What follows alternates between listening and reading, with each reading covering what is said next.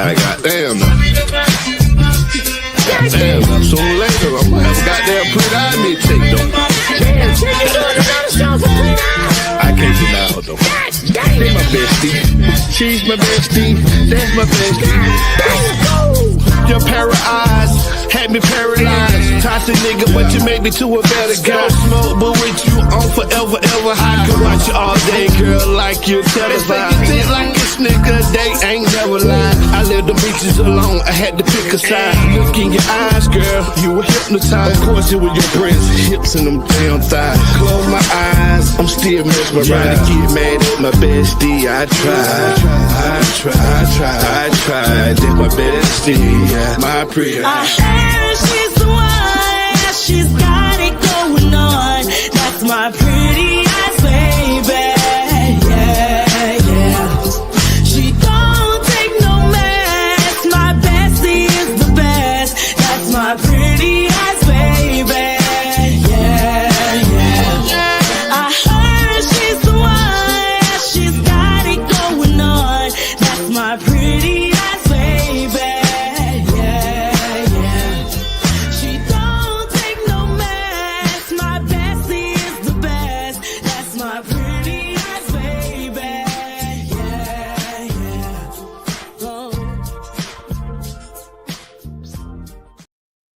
Put jazz on me, I'm Pretty Eyes T.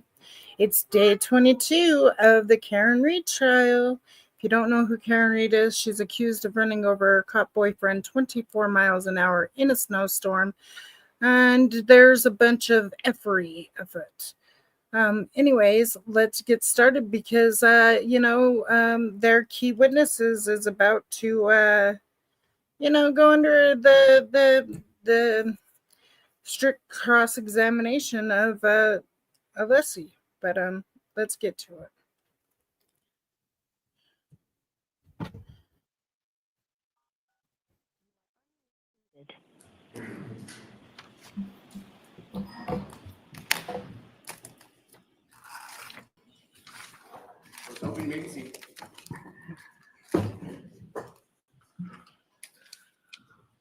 All right. Good morning, everybody. All right, so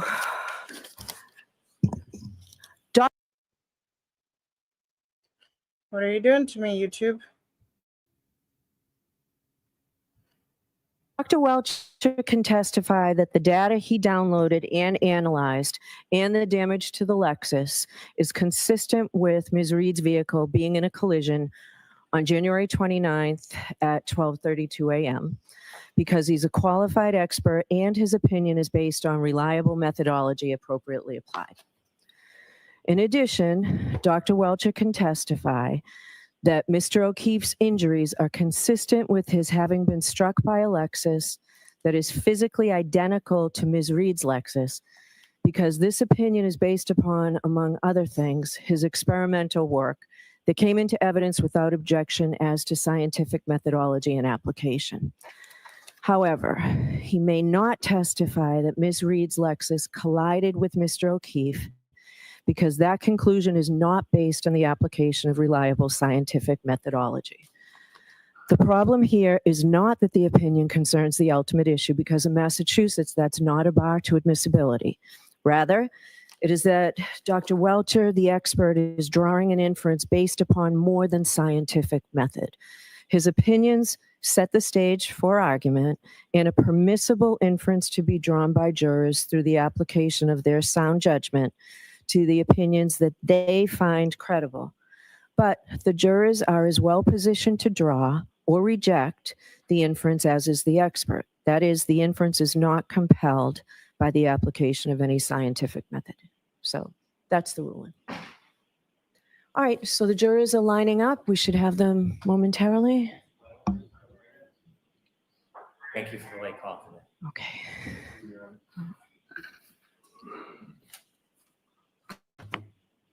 Is Dr. Welcher right around? Yes. Why don't we bring him in if he's here before the jurors?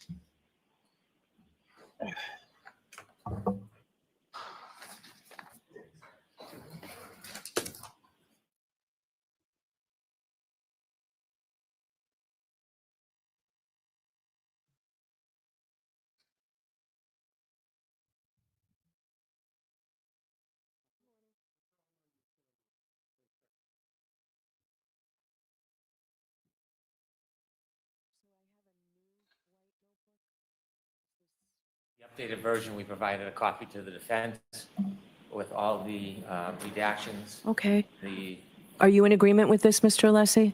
I haven't gone through it, but I have no reason to believe that I wouldn't be in agreement, so I Okay. would just go with anything else. There is one slide, so I'll admit it conditional to redactions that you didn't rule on, but I feel as though you probably will. Shut up. And that is in that version. I didn't want to pull it out with the court's order, but I'll talk to. Do you know the number? You don't have to find it if you don't. 131. Oh, was it 130? Was it 131 yesterday too? It was. So at sidebar, I said we could go back to that. And Mr. Alessi agreed that we could go back to that. So, and I know I thought we were starting there, and I think Dr. Welcher thought we were starting there, and then you went to 132. That was my understanding at sidebar. It is, but subject to me being able to object. I was basically, because we wanted the jury to come in, so I want to look at the slide. Okay, so look at it again. That's not my understanding, Mr. Alessi. It was you were concerned just about the heading, and then I said we'd go back to both slides. Oh, yeah, no, I'm okay with that. Yeah. That one, yes, your honor's recollection is correct. Yeah, I was okay with the heading removed. And we were going to start on that, but you thought because I struck it based on the objection, but then at sidebar, I said we could go back to that. That's your understanding too. Correct, Your Honor. Yeah, I'm sure that Dr. Welcher took off the heading on 131. I think he did, but because I think he took off from 124 to 1. I think he did as well. I did. Thank you very much. Okay. I would like your prediction to come true. Great. Are they out there, Paul? Okay, thank you.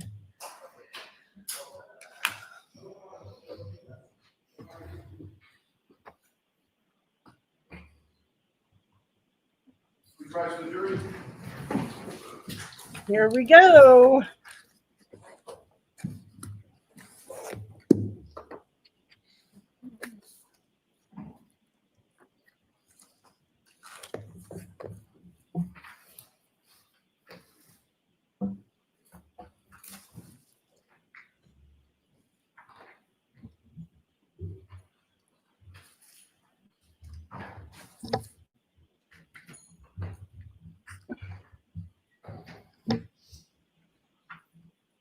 Yay. All persons have any business before the Honorable Beverly Cannoni, Justice of the Norfolk Superior Court, and for the County of Norfolk. Draw near, give your attendance, and you shall be heard.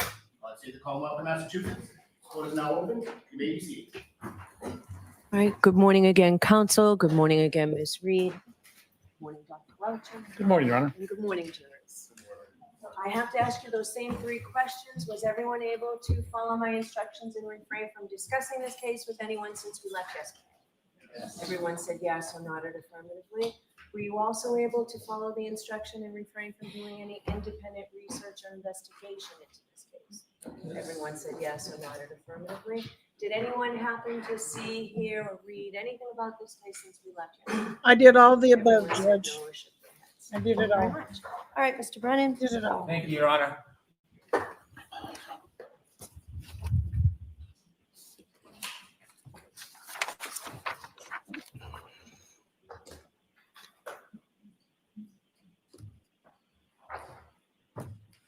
Morning, Dr. Welcher. Good morning. When we left off yesterday, I was asking you about some of your opinions. I'm going to ask you those questions again, but before we do, I'm going to ask you 2 other questions. The first is I'd ask you to turn to your PowerPoint, slide 110. Hit the like, share the live, comment, subscribe if you haven't. Thank you.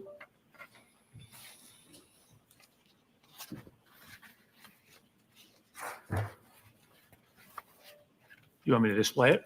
Please. I'm going to ask you a question about a series of your slides regarding this effort. This is 110. Could you also follow through to 111, 12, 13, 14, 15? You want me to play the videos? You don't need to play the videos. I just want to acquaint you for the question. 111, 12, 112, 113, 114, 115. How many times did you engage in testing where your arm and forearm touched the rear right of the exemplar Lexus? So 3 times. prejudicial. In any of those 3 times, did it ever leave any paint on the underside of your arm or forearm? No. If you could turn to slide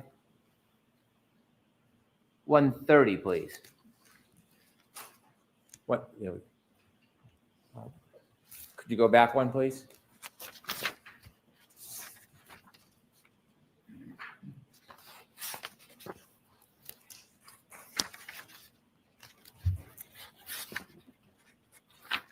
Perhaps it's 131, Dr. Welcher. There we go. Could you explain the significance of this slide, please? Your Honor, this is. Oh, could you take that down, Dr. Welcher? Sure. Thank you, Mr. Brennan. We're going to move forward. Yesterday, when we left off, I had asked you, So we need to take this slide down. Yeah, Sorry. you could take the PowerPoint down, please. That was in a different spot on the slide. Hold on a second. Right, that's better. Thank you. Thank you. Sorry, I had asked you yesterday about He's some of too your fidgety. opinions. I Right. want to ask you about some of your opinions relative to that last effort that you made regarding testing between the Why do you Lexus keep on looking? and Why do your you like arm. keep looking Correct. down, up? You had left? mentioned right. earlier on in your testimony that you reviewed a number of pieces of information and offered that you relied on some of those pieces for your opinion. Can you share with us, for this part of your analysis, what pieces of evidence or information did you rely on for the opinions I'm going to ask you? Relative to the testing on the arm contact on the taillight. Yes.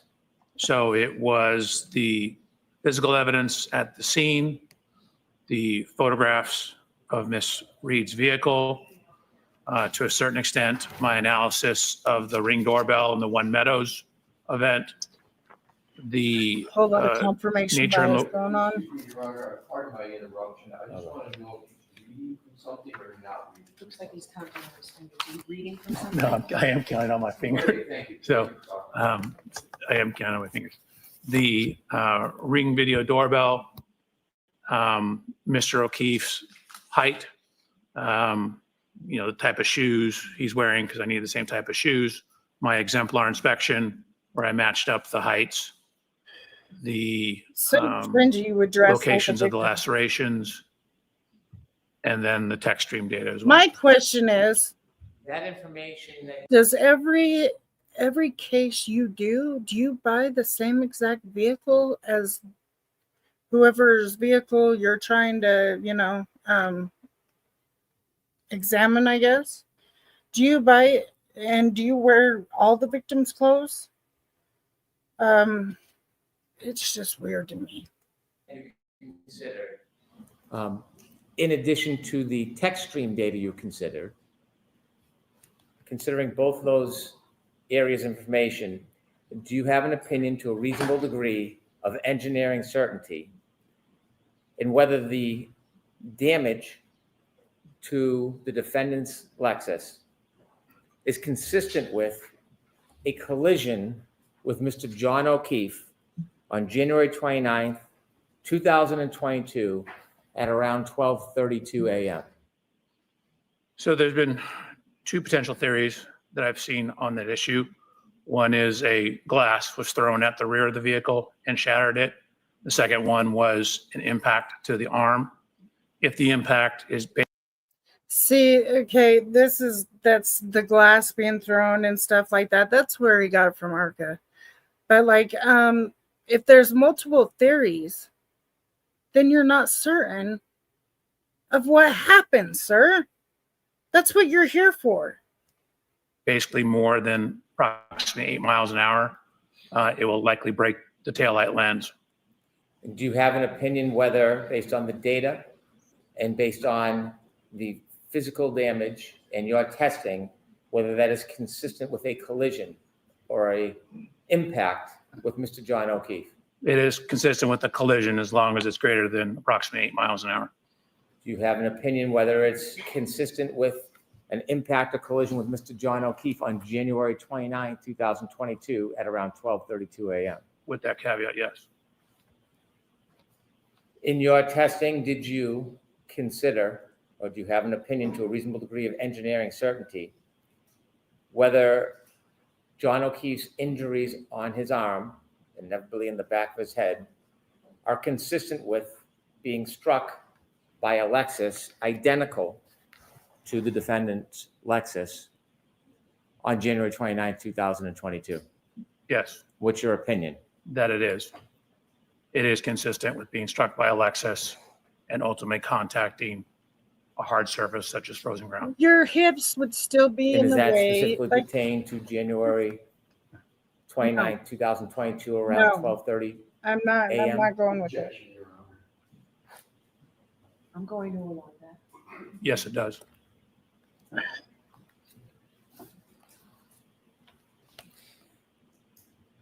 To finish, I'd like to ask you a few more questions. You've written some papers on side swipe collisions or clipping. Can you describe for the jury and explain what a side swipe collision is or a clipping and how that may or may not differ from a direct hit on a pedestrian impact? That's what's going to Sure. matter is that clipping So- part. What generally differentiates, say, side swipes or clipping contacts compared to, say, an inline impact or, say, a T-bone impact is what refers to that the object that you're hitting isn't accelerated up to the speed of the object that's coming in. So, for example, if I rear end a car, that car will be accelerated up as a result of the contact, and they reach what's called common velocity, and then they separate. And so in a glancing hit, you can have a glancing hit and you don't have what's called complete momentum transfer, meaning the momentum from the car, because it's a glancing hit, doesn't completely transfer to the object being struck. For example, you can drive down the road at 100 miles an hour and clip the mirror of a parked car and you'll break the mirror off, but you're not going to go from 100 to 0 instantaneously. You're just going to keep going because you don't have all that momentum transfer. So when you have glancing contacts, you can have much higher speeds without. Okay, I don't mean to interrupt you. But still, a person, say you hit a person 24 miles an hour with that mirror, they're still going to get bruising. They're still going to get something else. It's the lack of injuries for me that say this is a car accident or a clipping, as you say, because you heard her interview or whatever.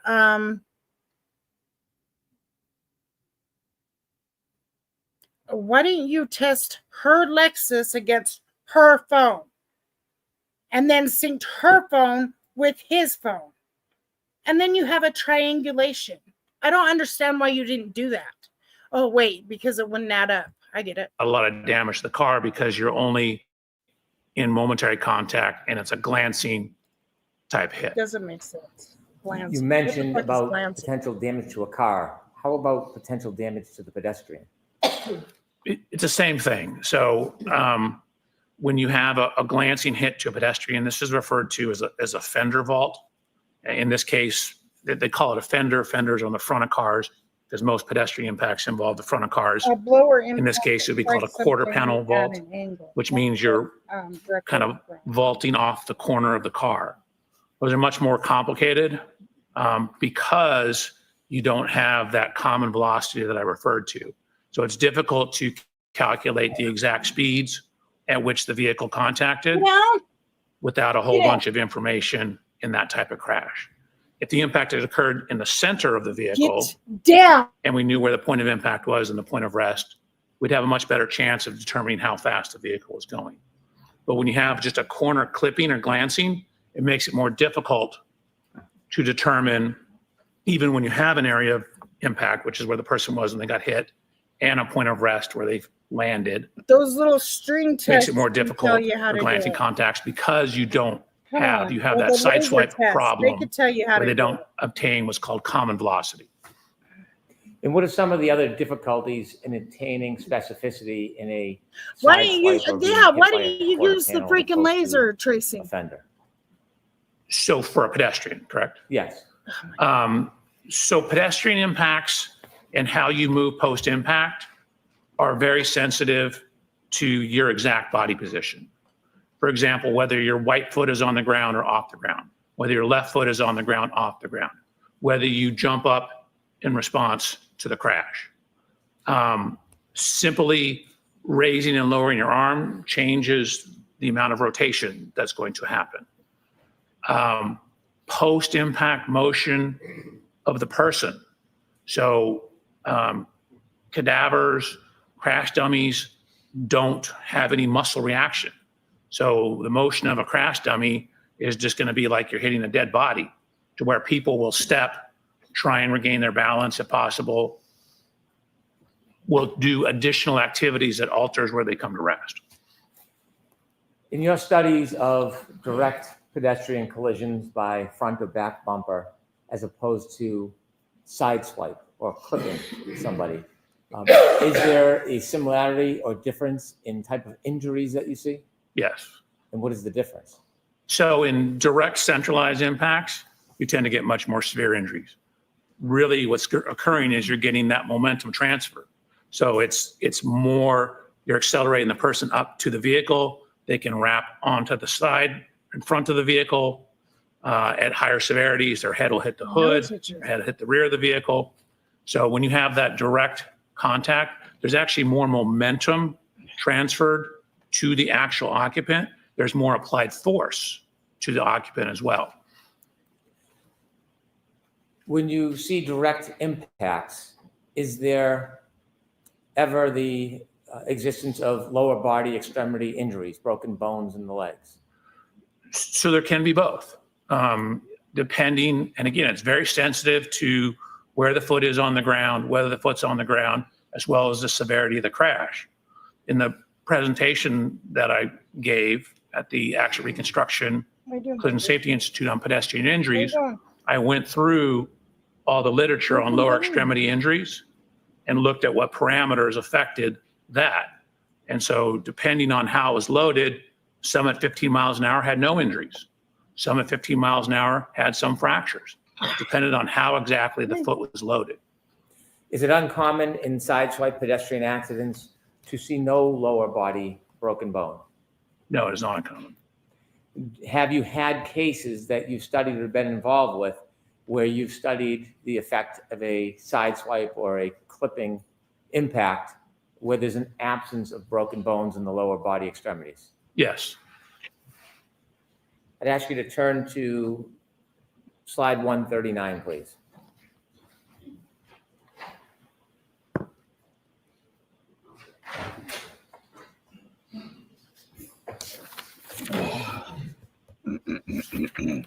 Oh, sorry.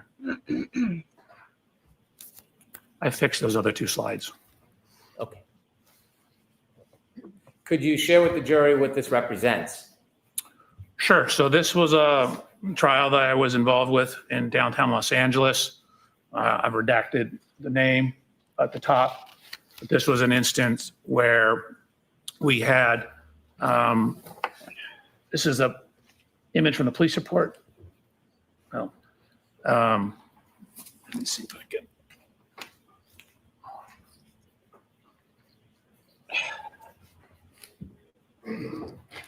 So AOI in this diagram stands for area of impact.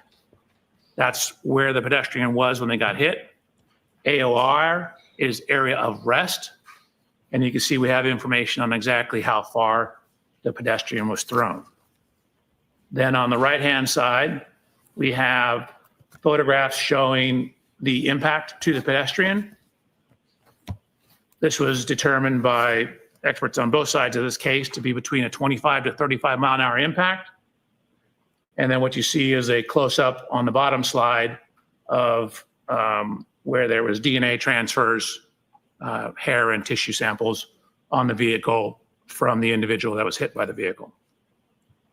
Yeah, tissue Next sample, slide, please. tissue. Mm-hmm. And what does this represent? So this is the decedent in the case, the person that was hit. He was killed at the scene. What you see on the left-hand image, oops.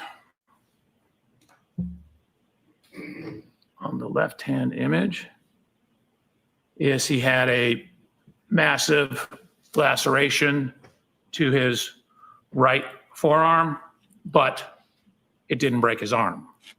There was no broken bones in his arm.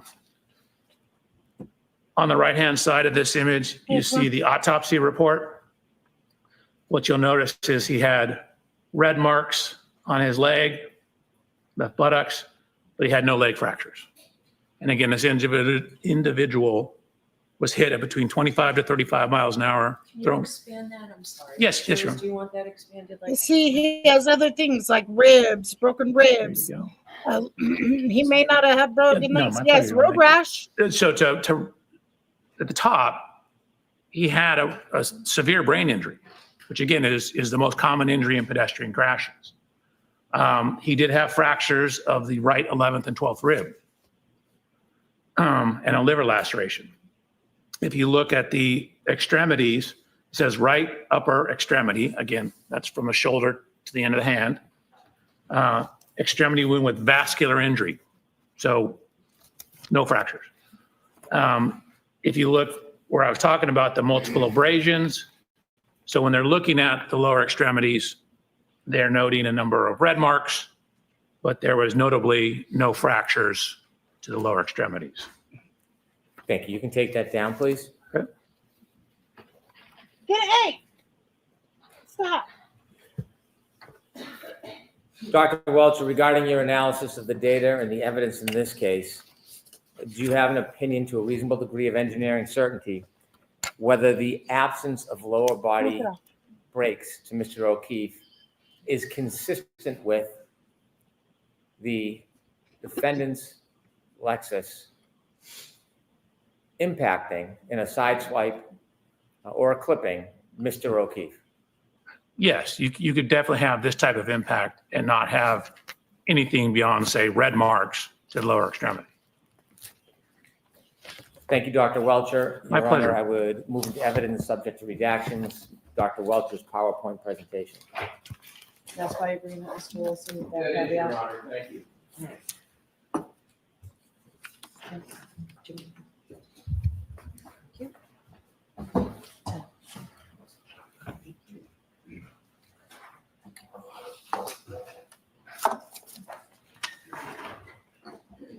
Put in both the flash drive and the notebook. On representation, it's consistent with it, it's the same as that item. So let's put them both together now and decide later. Okay. Those two slides are incorrect on the flash drive. Yeah, Okay, so we'll switch that. that was- Thank you. Yes. What exhibit number is it? 206. Thank you. So it's 206 A and B.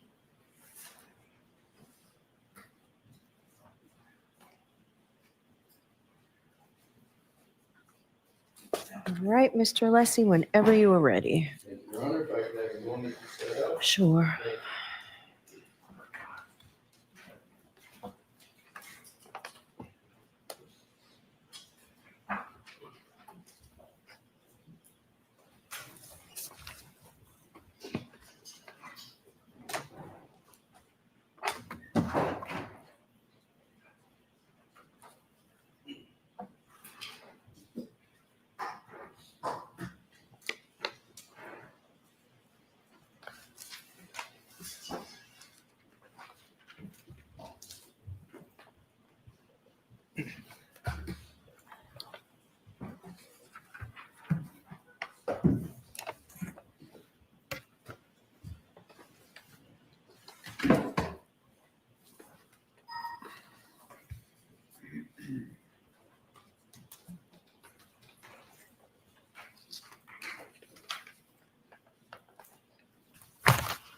Morning, Dr. Welcher. Good morning. We haven't been formally introduced. Your whole name? Robert Alessi, sir. Robert Lessie, nice to meet you. Nice to meet you.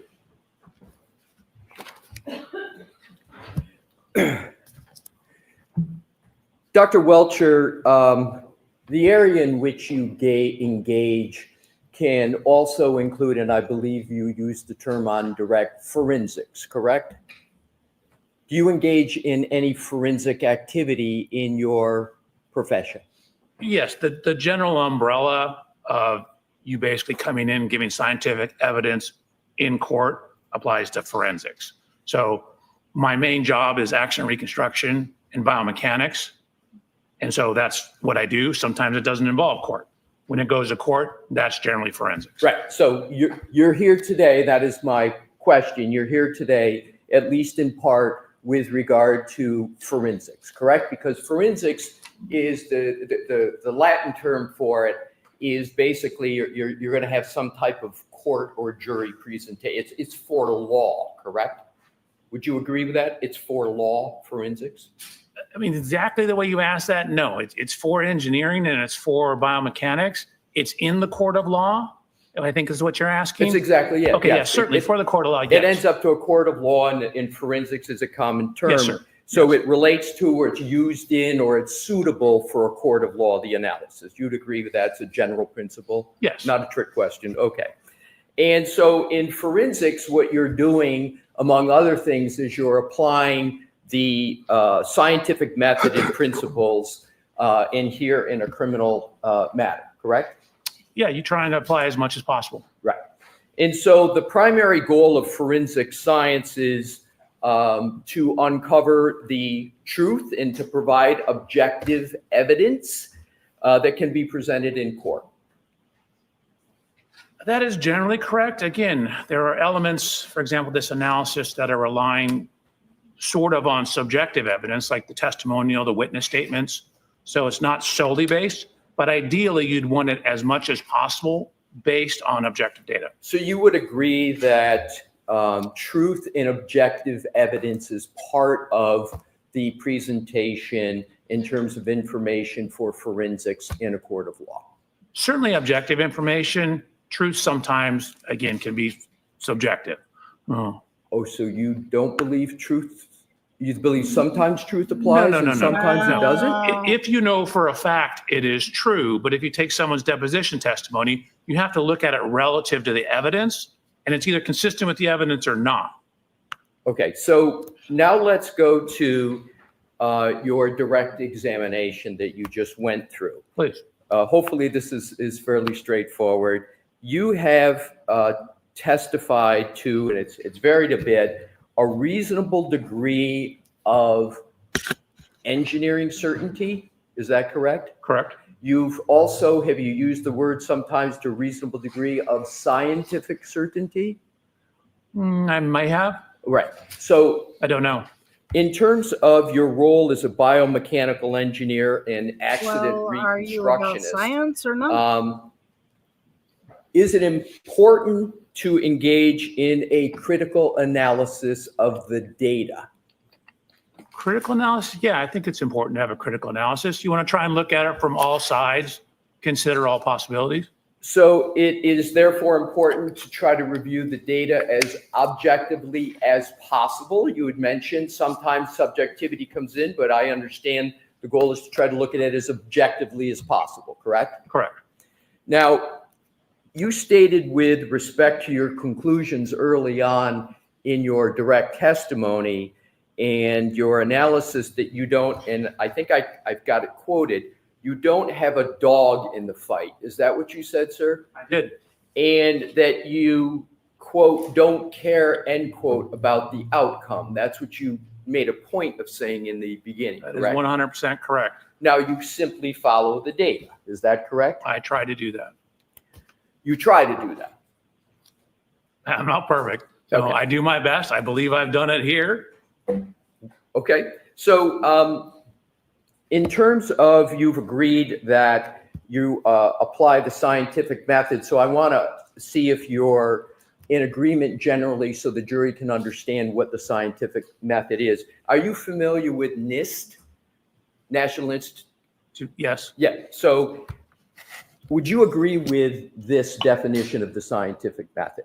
The systematic pursuit of knowledge involving the recognition and definition of a problem, the collection of data through observation and experimentation, analysis of the data, the formulation, evaluation, and testing of hypotheses, and where possible, the selection of a final hypothesis. Is that a general fair statement of the scientific method? So for forensics, you'd have to add in the testimonial evidence aspect of it. So those are testimonial or things are in evidence. So Where are you frequently not there's answering one or the two versions and you're trying to match which version is most consistent with the evidence. Okay, adding that to what I stated relative to NIST, you would agree that evaluation and testing of hypotheses, and where possible, the selection of a final hypothesis is the scientific method, correct? Generally, yes. Is it correct that a proper biomechanical injury analysis utilizes a sound scientific methodology that's been subjected to peer-reviewed and a publication that's been generally accepted in the engineering community? Well, I can't. So this, I've done my analysis here, biomechanical analysis. I can't submit this analysis to peer review. I'm not allowed to give this to people outside the court. So there would be no way for me to submit my analysis for peer review. So this occurs forensics all the time. He The didn't ask forensic that. analysis in court generally ask never that. goes under a peer review process. The methodologies underneath it and looking at, like, for example, I think I referenced 25 papers in my report. That goes to the issue of trying to Stop looking follow down. the science. 26. So I think you may have misunderstood my question, sir. I was talking about your methodology, your biomechanical injury methodology. The methodology that you use and apply is to be subject to peer review and general acceptance in the engineering community. Is that correct? So I have no way of publishing this analysis. I'm So sorry, sir, to to get interrupt peer, you. I need to, He's not specifically saying about this. you're asked peer reviewed, like you said, means I give it to my peers. I send it out to somebody to review for the scientific method. That's what the peer review process He's is. saying usually. So I will gladly send this out to peer review with the court's permission, but I haven't and cannot do that. Sir, my question is Mhm. not your analysis here in this case. Oh. My question regards the methodology that you used here. Is the methodology, you said 26 references, right? My question is simply, is the methodology that you used for your analysis in this manner? Stop it. Is the methodology for a proper biomechanical analysis, should that methodology be generally accepted in the engineering community? I think with the forensic application, yes. Okay, that was my question, just the methodology. Wow, Thank that you. was like You're welcome. teeth. Now, the scientific method that you've used in this case, part of the use of scientific method, the purpose is to avoid what is called bias in the scientific method, right? Not cultural bias, but just bias in terms of the application of methodologies and principles. You would agree that's a pretty fundamental purpose of the scientific method, is to avoid biases? The purpose of the scientific method is to get the most logical and correct answer without bias. Exactly. To do it apply the scientific method without bias being part of the application of the method, correct? That's hopefully what you can do. That's hopefully what you can do. That is the goal, right? That is one of many goals, yes. So are you familiar with the term confirmation bias? And that relates, confirmation bias is part of a larger term. Are you familiar with cognitive bias? Generally, I'm not a human factors expert, though. Pardon me? I'm not a human factors expert. All right, this is, biases are, don't you agree that cognitive biases are not just for one category? You would agree it applies to medical analyses, it applies to doctors doing studies, engineers doing studies, and other scientists doing studies? So I'm not a cognitive expert. I think I would generally agree with it, but I don't want to step out of my lane. I'm not an expert on cognitive. I can talk to you about confirmational bias, if you like. Let's talk about confirmation bias. Now, confirmation bias is actually when someone selectively gathers and interprets evidence to confirm one or another's beliefs, as well as neglecting evidence that contradicts those beliefs. Is that a fair statement of confirmation bias? That is a statement. Yeah, it could be broader, but sure. But you would agree that that is generally correct, what Generally, confirmation bias is. And an example of confirmation bias is not considering alternative hypotheses once an initial hypothesis has been selected, even though data and information might contradict the initial hypothesis. Is that an example of confirmation bias? That could be, yes. No, that is. And confirmation bias is antithetical. It's against the scientific method. It's to be avoided, correct? You would like to avoid it, yes. Are you familiar with the term failure analysis? Generally, you might need to define how you're using it for me. Sure. So is failure analysis the enablement of a scientific examination of an alleged incident by beginning at the undesired consequences? Is that a fair use of that phrase? I was thinking something different, like a piece of metal failing. I guess it could fall into that category. Okay. And would you agree that the first question, or one of the first questions that are to be asked by a biomechanical engineer when conducting an analysis of, say, an injury is, how did this happen? Is that one of the first few questions that you ask? No, that's usually the last question. Oh, so for you. So hold on a second. Okay, I'm sorry. Generally, what you want to do is gather data. You want to know what injuries there are, what evidence there is, like, for example, on the vehicles. And then the very last thing you want to know or define is, given all that information, how did it happen? So that's the end.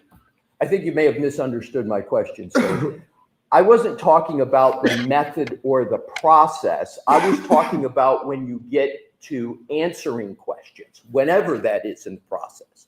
Isn't one of the questions, and maybe one of the first questions, how did this happen? No, that's not one of the first questions. One of the first questions is, where's the damage? What are the injuries? What's the evidence? What black box or text stream data do we have? What physical evidence was at the scene? So that is certainly not one. It is a question, but that question is at or near the end. Isn't every one of the questions that you just mentioned part of the data gathering? Correct. But, Okay. but when you're gathering data, you're always asking yourself questions along the way, like, what is this? Where did it come from? But you would agree that for you, at least some point, it's how did this happen, correct? Yes. And don't you ask that question to come up with hypotheses? Right. You should. I generally have should. many working hypotheses as I'm working on the case. And then as the evidence comes in, I'm applying that to my hypotheses and either accepting or rejecting the hypotheses based upon the factual information. Sir, how then is it just a matter of logic or a syllogism? If you don't ask the question, how did this happen, until the end, how do you then not get your hypotheses up front when, under the scientific method, you should be having different hypotheses up front? How is it that you ask the how did it happen at the end and not go through hypotheses in the beginning. Can you help me with that logic? Sure, I guess I misunderstood. Like I was trying to give you an answer to how it happened.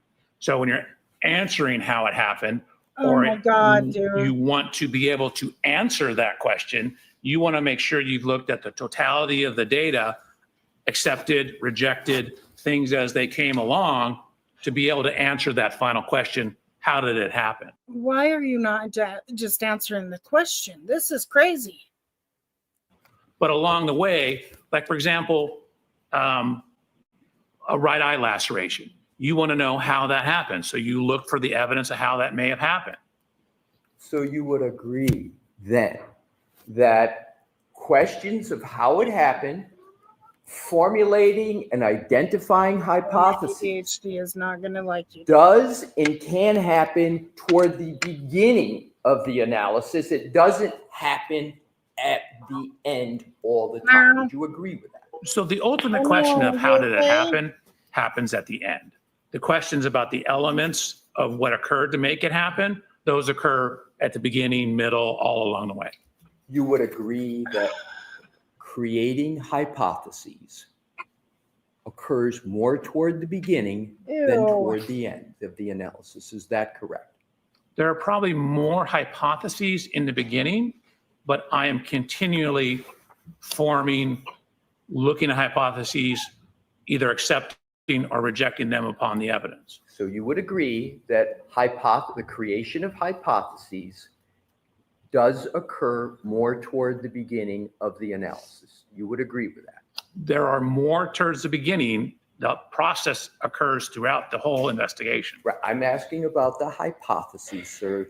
You would agree that the hypotheses occur more toward the beginning than the end, just the hypotheses. So I don't know if you and I are saying different things. More hypotheses in the beginning because you have more questions in the beginning. You continue to form hypotheses as the data presents itself. So you don't stop the formation of hypotheses.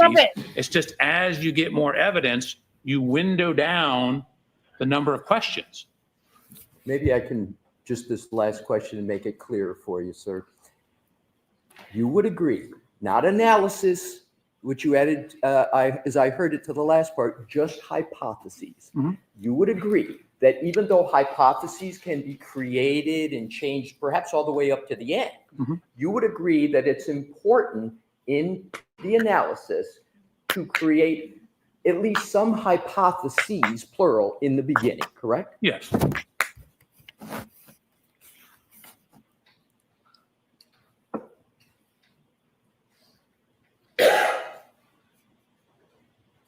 And once you create these hypotheses, would you agree that those hypotheses should be tested? So if you take the word testing to mean testing compared to testimony, God, compared to dude. physical evidence. Why are yes. you reading way more into And it than this? when you test those hypotheses, isn't it often the case that particularly in your line of I work, just don't want to answer. the one that most consistently produces the same injury will emerge as the mechanism of injury?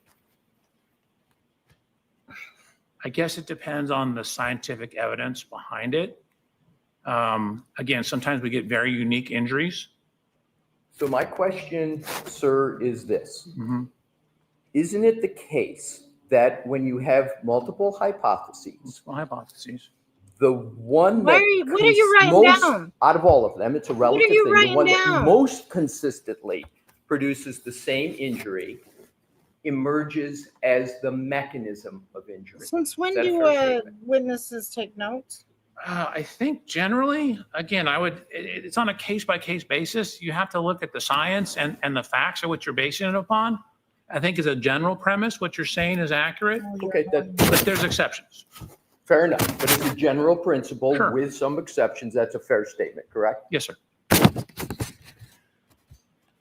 We're going to have several topics, sir, and what I'm going to try to do to make it a little clearer is I'm going to say when I'm switching topics. Oh, good. So what I'd like to do now is switch topics. Okay. You're aware that the Massachusetts State Police has troopers who specialize in accident reconstruction, correct? Yes.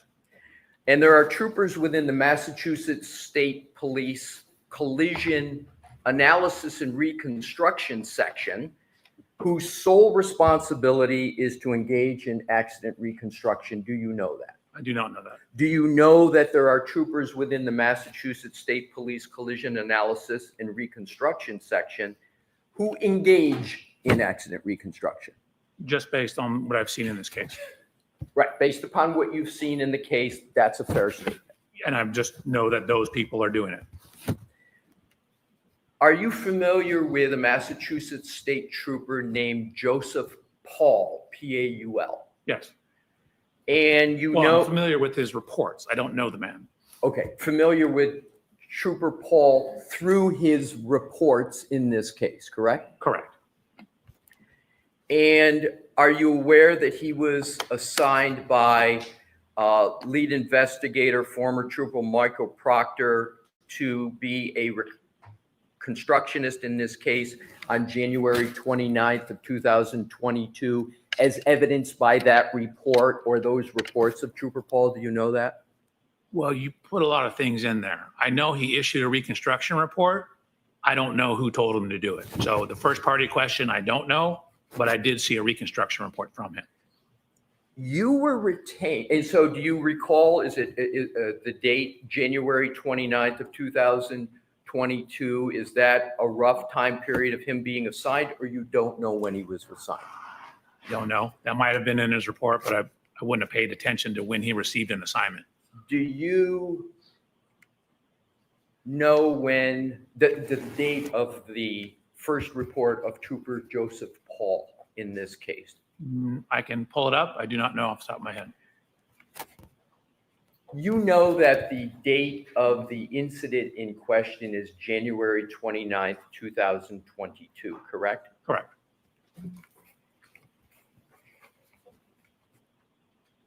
Yet your firm and you were retained for this case by the Commonwealth 2.5 years after the incident in question. You were retained, your firm, on September 23rd, 2024. Is that correct, sir?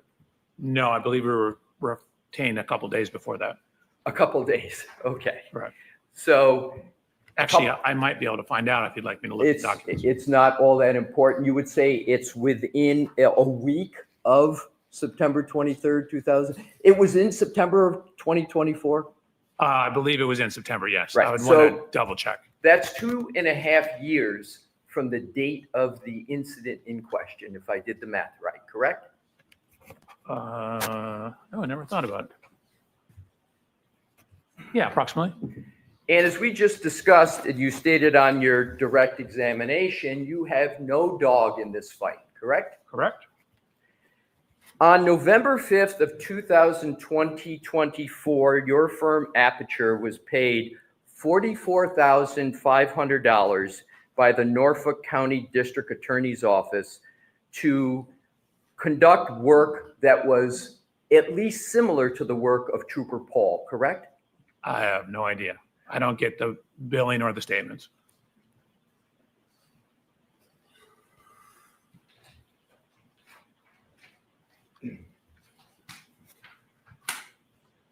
Do you recall whether Aperture has, well, do you believe Aperture is working for free in this matter?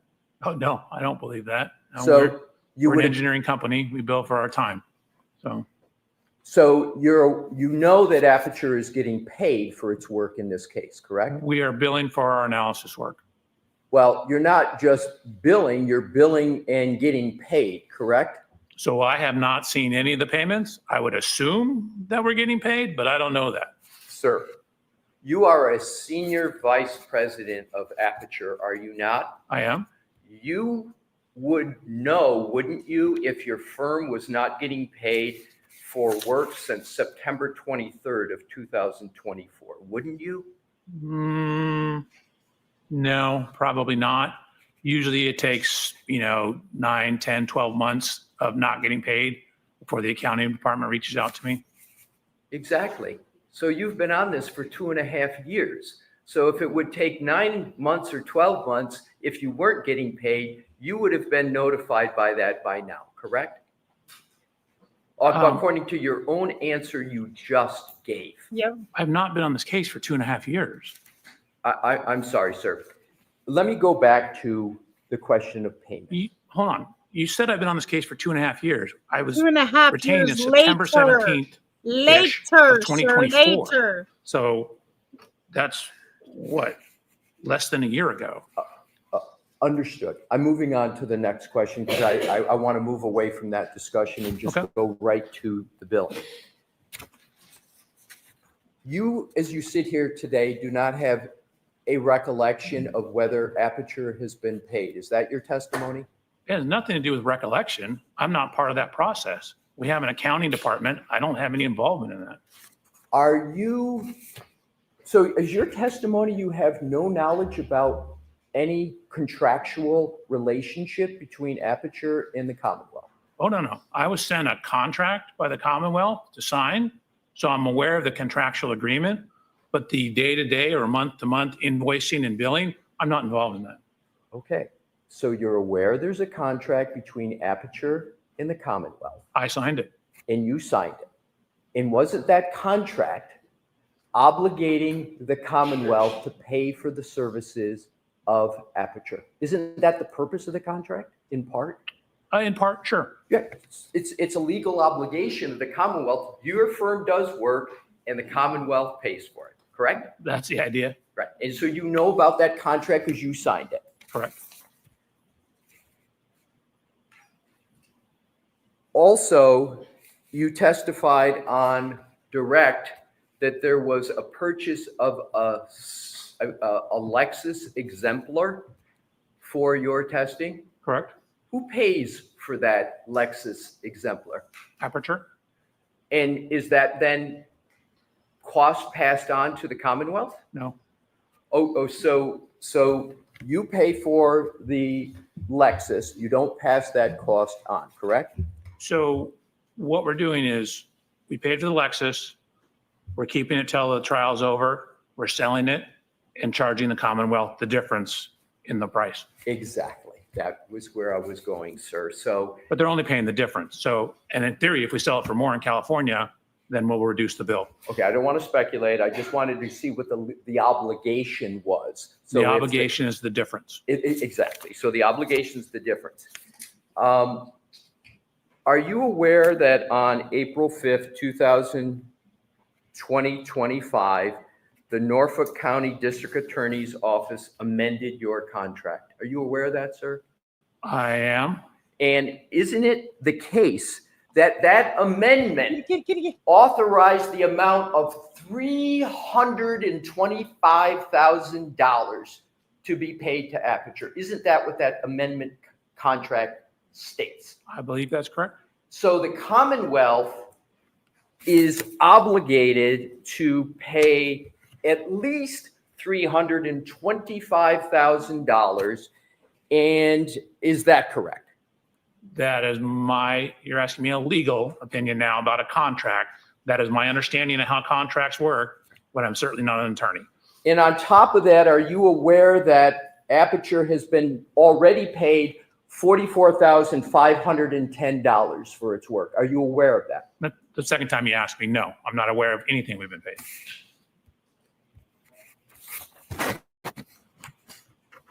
And as you stated yourself, those amounts reflect, as you say, less than 6 months worth of work?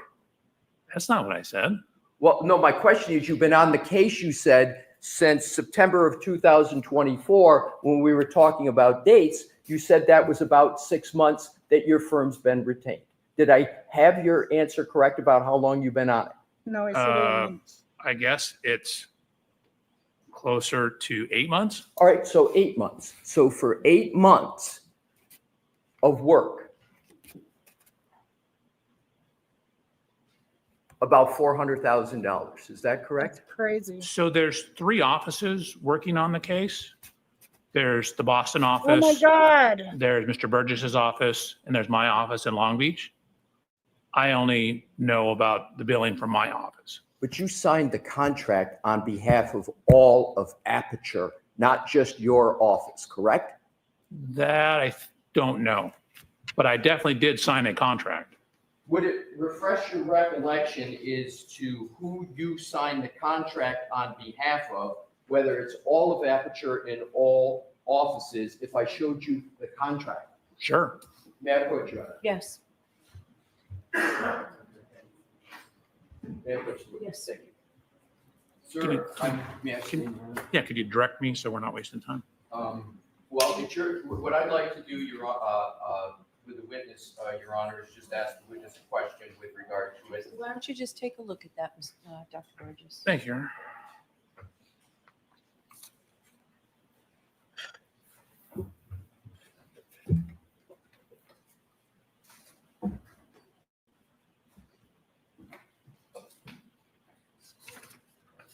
And then when he's done, Mr. Alessi, you can take it back to the podium. Yes, Your Honor, thank you.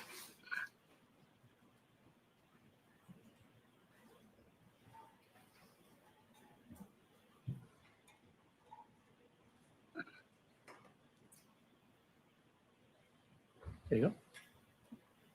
Can I have a few more questions before I do that, Your Honor, for foundation purposes, if I want to do more than refresh? All right, Would you like me to start with So- refresh? go ahead and start with refresh. Go back to the podium, please. Sure. Thank you. Thank you, Your Honor. Dr. Welcher, does that refresh your recollection as to the contract you signed on behalf of Aperture with the Commonwealth? So it lists the legal address as my office. So for my office, yes. So are you saying that therefore, and did you see the amount that was in the contract? Did that refresh your recollection? Oh, no, I didn't even look at that. Do you recall the amount Pulling teeth. that of obligation that the contract relates to in this document? Do you recall that? You just asked me that earlier, and I'm taking what you said to be true. So I was like $325,000. I have no reason to disbelieve that. And is there also a total, do you recall the total maximum obligation for the contract that's listed in the contract? You No. recall it? May I put you No. on her? Okay. Get down. And Dr. Welcher, I am now going to, you asked me last time, I hope this is helpful. Please. You said, please point to the applicable part so we can do it faster. I am now pointing to that part and see if you can just look at that and see whether this refreshes your recollection on the maximum obligation of the contract pursuant to this contract. Without saying what it is, just does it refresh your recollection? No, but I don't have any reason to believe it's not correct. And that is my signature on it. Right.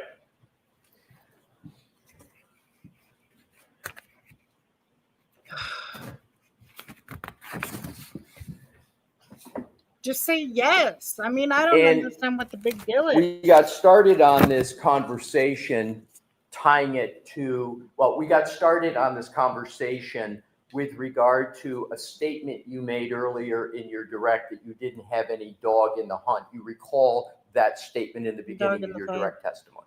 You misquoted me. I don't have any dog in the fight. You don't have any dog in the fight. Correct. Thank You you. have money in, Now- right? Switching topics. Okay. You submitted an updated PowerPoint presentation, the one that you went over on your direct examination. You created that presentation quite recently, correct, sir? The updated one was where I had redacted or taken out slides. So in terms of taking out slides, I did add one alternative path a couple weeks ago. Okay, my question, sir, is this. Mhm. The updated presentation, we'll get to the changes later, but the updated presentation you created just how many days ago? I'm going to say weeks ago. Weeks, 2 weeks? I don't actually know without looking at the documents. Well, was it more than 3 weeks ago that you created it? I still don't know without looking at the documents. Do you know when the trial started in this matter, sir? I do not. Assume that the trial started approximately April 22nd of 2024. Okay. Did you create your updated presentation before or after April 22nd of 2024? I don't know.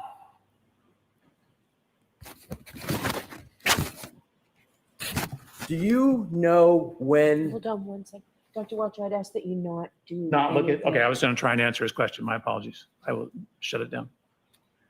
Thank you. You're welcome.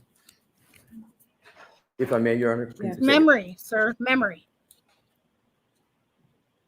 Are you able to determine when you created the updated presentation?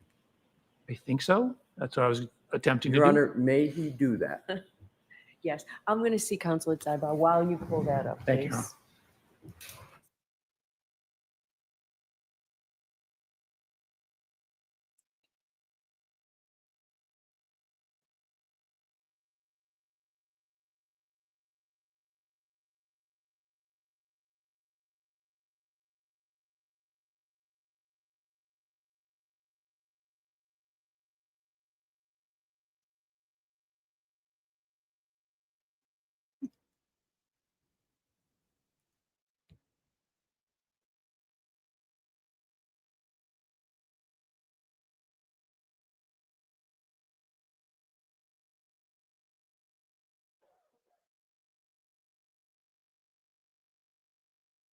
He keeps looking at his computer. He keeps looking at freaking writing stuff down. It's just weird. Like, why can't he like focus? Does he have ADHD like me? He likes to play it.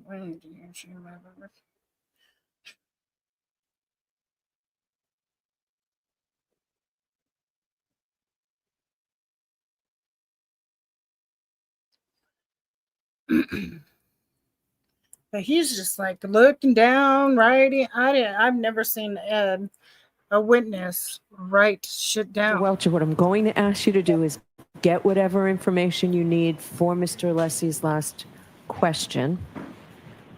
Mr. Lessie, I need you over there. So, Yep.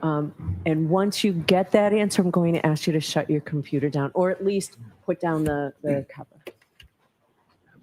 Thank you. All right, so you can answer Mr. Lessie's question. Thank you, Your Honor. Could you give me the question again, please? Yes.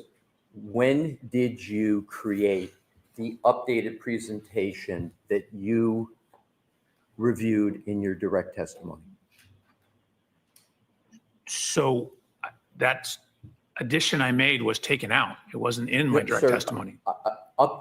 If you can just hear my question, it's this. The version of the presentation that you put on the screen, when did you create that version? I'm just looking for a date.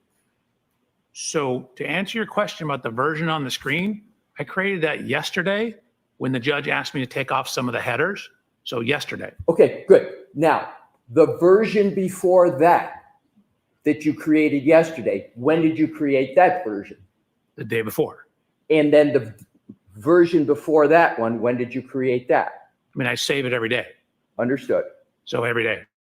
So you've changed the presentation every day since when? No, I don't think I've changed the presentation every day. That's my question. My question is, how many times have you changed it within the last 2 weeks, your presentation? Let me try and cut to the chase here. Sure. That slide was added on May 13th, and then it was taken out before I presented it here. So it was not in my presentation here. Right. So thank you for that answer. So You're here's welcome. the question. Your first version, as I understand it, of the slide presentation was January 30th, 2025. Is that correct? Correct. When was the next time after January 30th, 2025 that you changed that presentation? May 13th. assuming the trial started April 22nd of 2025, you changed your PowerPoint presentation during this trial, correct? Correct. And how many times did you change your presentation after April 22nd of 2025? Well, the last time I changed it was like 10 minutes ago. So in response to various discussions, I've been making continuous changes to it. I want to make sure you finish your answer so I didn't No, interrupt you. I'm not sure how much granularity you want to that answer. Great. So you created on January 30th, 2025. You made your 13th. pardon me? Oh, no, oh, the original one. Sorry, Yeah. January 30th, modified May 13th. Right. If I could finish my question, I might be able to shortcut this. Thank you. So you created the original one on January 30th, 2025. You made your first amendment May 13th of 2025. And then before you sat for your testimony, which was yesterday, correct? That was the first time you sat for your testimony. That is correct. I was here yesterday. Days get foggy when we're in a courtroom, but it was yesterday. How many times had you changed your presentation from January 30th, 2025 until when you first walked in the courthouse yesterday? Do you mind if I count? Not at all. So there was the May 13th change. Half of that was in response to objections from the defense. I had to add all the paths to where everything was. Then when I got out here, Mr. Brandon asked me to take out references to evidence about statements that I was not allowed to present. So that would have been within the last 3 days. And then I've modified it a couple times today based on rulings. Hey, bro, how are you? Let's break that down. You said half of the changes you made on May 13th related to what? Because I want to know about the other half. that Sure, you there was didn't two state. changes. I added the extra path of 138, and then I was told that the defense was having problems with my PowerPoint, so I had to go in and add the paths to every single slide doing good. about where the evidence came I'm from, doing good. because they were You're saying I doing didn't provide well. everything, and I had provided everything. All right. So That was the second half. got it. I want to go to the first half, sir. Sure. And I'm going to try to shortcut this. And Please. if I'm not clear, you just let me know. I want to talk about the first half. You called it, I didn't hear it. It was like, did you say path? Path. P-A-T-H? Correct. The path Miss Reed was driving. Right. The what you made the change for May 13th, that first half, that wasn't something that was triggered by the defense. That was something irrespective of the defense, correct? It was based upon her statements. Is she part of the defense?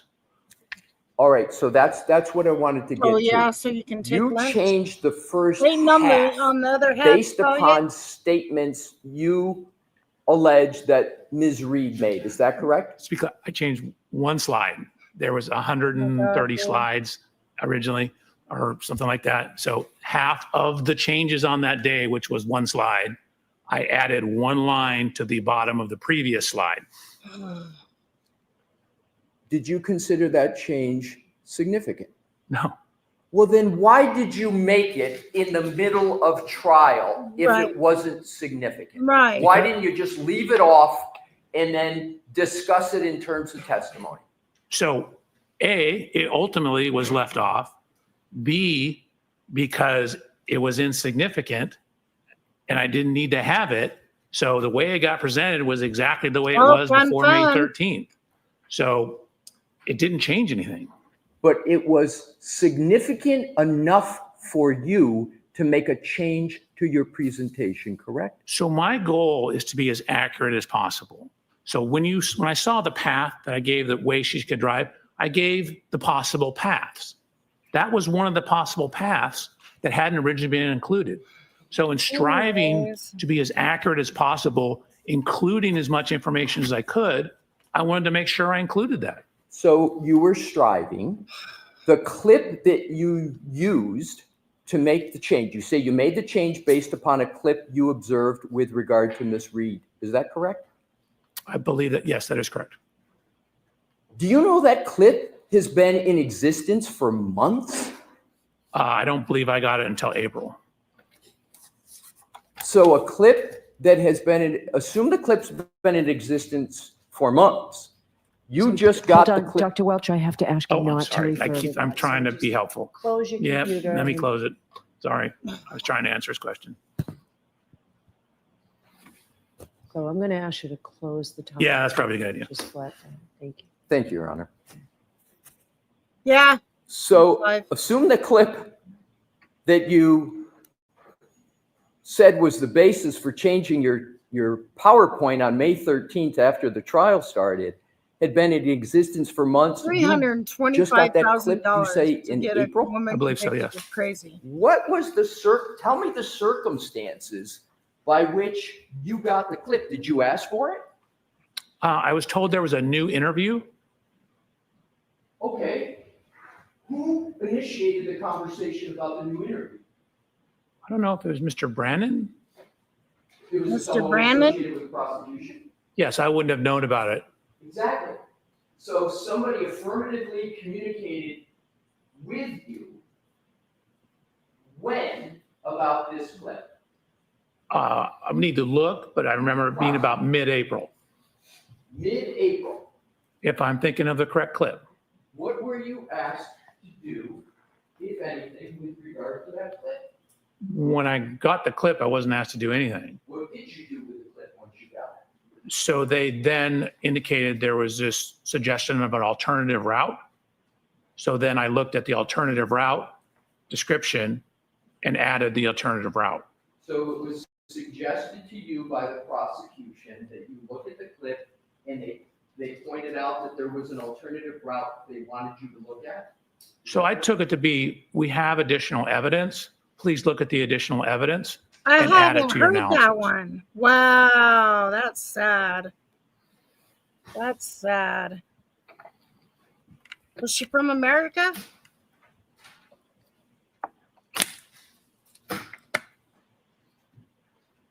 On the topic of additional analysis by Aperture,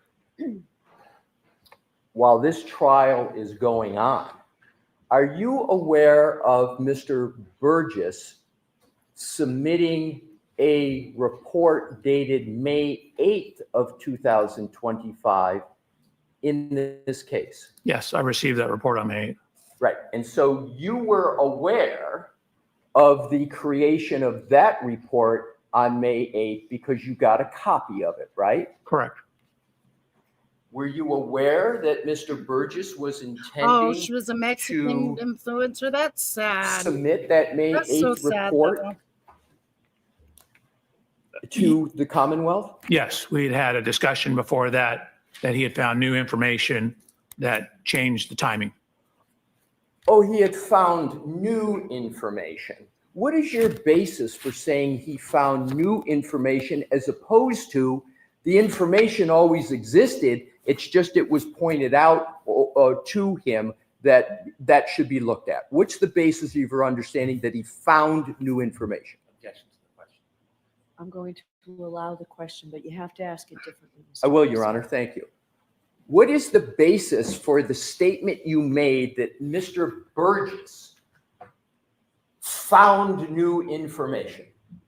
I guess it was his meeting in our discussions. He indicated that he had found new information. Did you ask him, what do you mean by new? No, I took it at what it said. So do you, as you sit here today, have any basis to say that that information is new as opposed to it's always been in existence? Yes, What is that? what he told me. Oh, so you relied upon the representation of Mr. Burgess. You didn't have any independent document to determine whether in fact it was new. I don't quite frankly care whether it's new or not. I just care what's in the data, whether it's new, old, I don't care. It's not relevant to what I'm doing. I don't say this is new data, this is old data. I just care what the data is. Sir, have you? Wow. Has Aperture ever submitted a report, a changed report in the middle of a trial to your knowledge? I have no idea. Do you Wow, know what whether dirty, how Aperture dirty, has how ever dirty. submitted With an no amended emotion, huh? report in the middle of a Wow. trial? You said you testified in federal and state courts. Can you recall one instance where Aperture? Could she be, her worker be involved? So crazy. Aperture is like 290 people. I can only speak for myself. I have certainly done amended analysis. Only certain courts and certain legal systems require reports.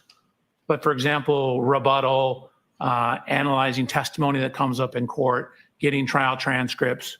I very frequently have come up with new analysis during the trial. Sir, my question is, as you sit here now. Oh, so any other case you don't do that, but this one you did? Where you or Aperture has submitted an amended report in the middle of a trial. I cannot speak for Aperture. I can only speak for myself. That may very well be it. That's crazy. Then for yourself, recall any instance where you submitted an amended report in the middle of a trial. Amended reports? No. Amended analysis? Yes. Thank you.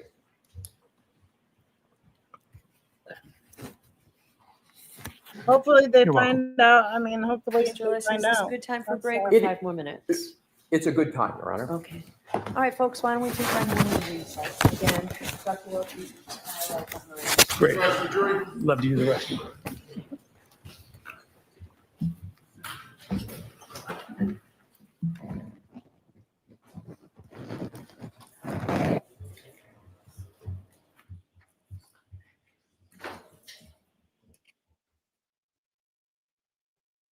Oops, I don't know why I did that.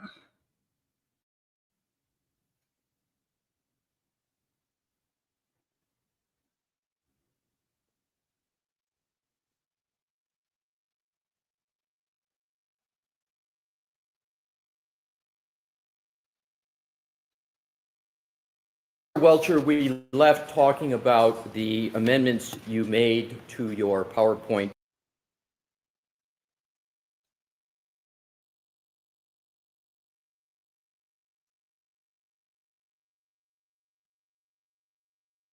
Okay, you have a good one too.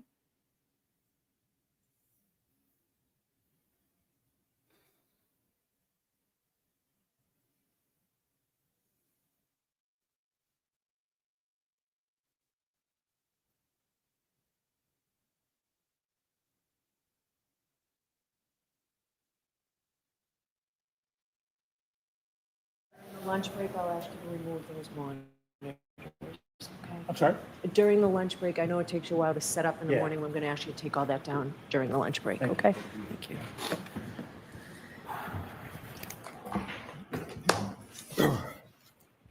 May I, Your Honor? Won't leave Yes. it Thank alone, you. so therefore she's Dr. gonna take it Welcher, we away. left Take your talking toys about away. the amendments you made to your PowerPoint presentation.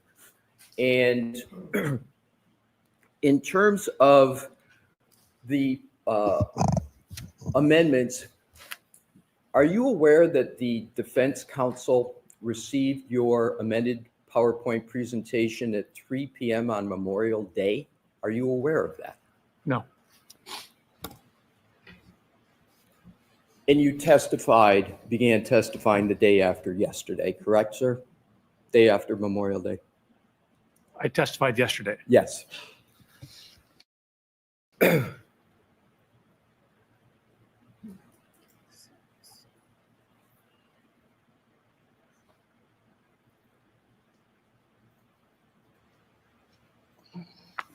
Are you aware of any activity in this trial of any kind before you testified yesterday? Again, as I mentioned, I've been getting random emails, and then I've been seeing it pop up on my news feeds as well. But once I was aware of the reclusion, I made sure to not review any of that. But as recently as last night, I got an email that said biomechanical engineering job or like applying for a job, and I opened it up and it was some internet troll. Sure. I'm asking about emails from the prosecution. Oh, no, there's been no emails about what's been going. I mean, there's been scheduling, when am I going to come, things like that. How then was it determined that you were going to be able to amend your power presentation if you weren't communicating with the prosecution? I mean, they asked me about the witness statement of 138 right around May 13th. How did they ask you about that, sir? I don't recall if it was a Zoom meeting, a phone call. So there was a communication with the prosecution. Might have been by Zoom, might have been by another method, but there were communications while this trial is going on relative to you amending your PowerPoint that ended up with an amended PowerPoint on May 13th. Do I have that correct? I believe so.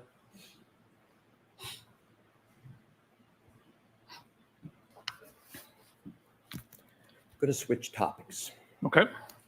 One of the goals of Aperture's analysis and reconstruction was to determine the location and timing of certain text stream events, correct?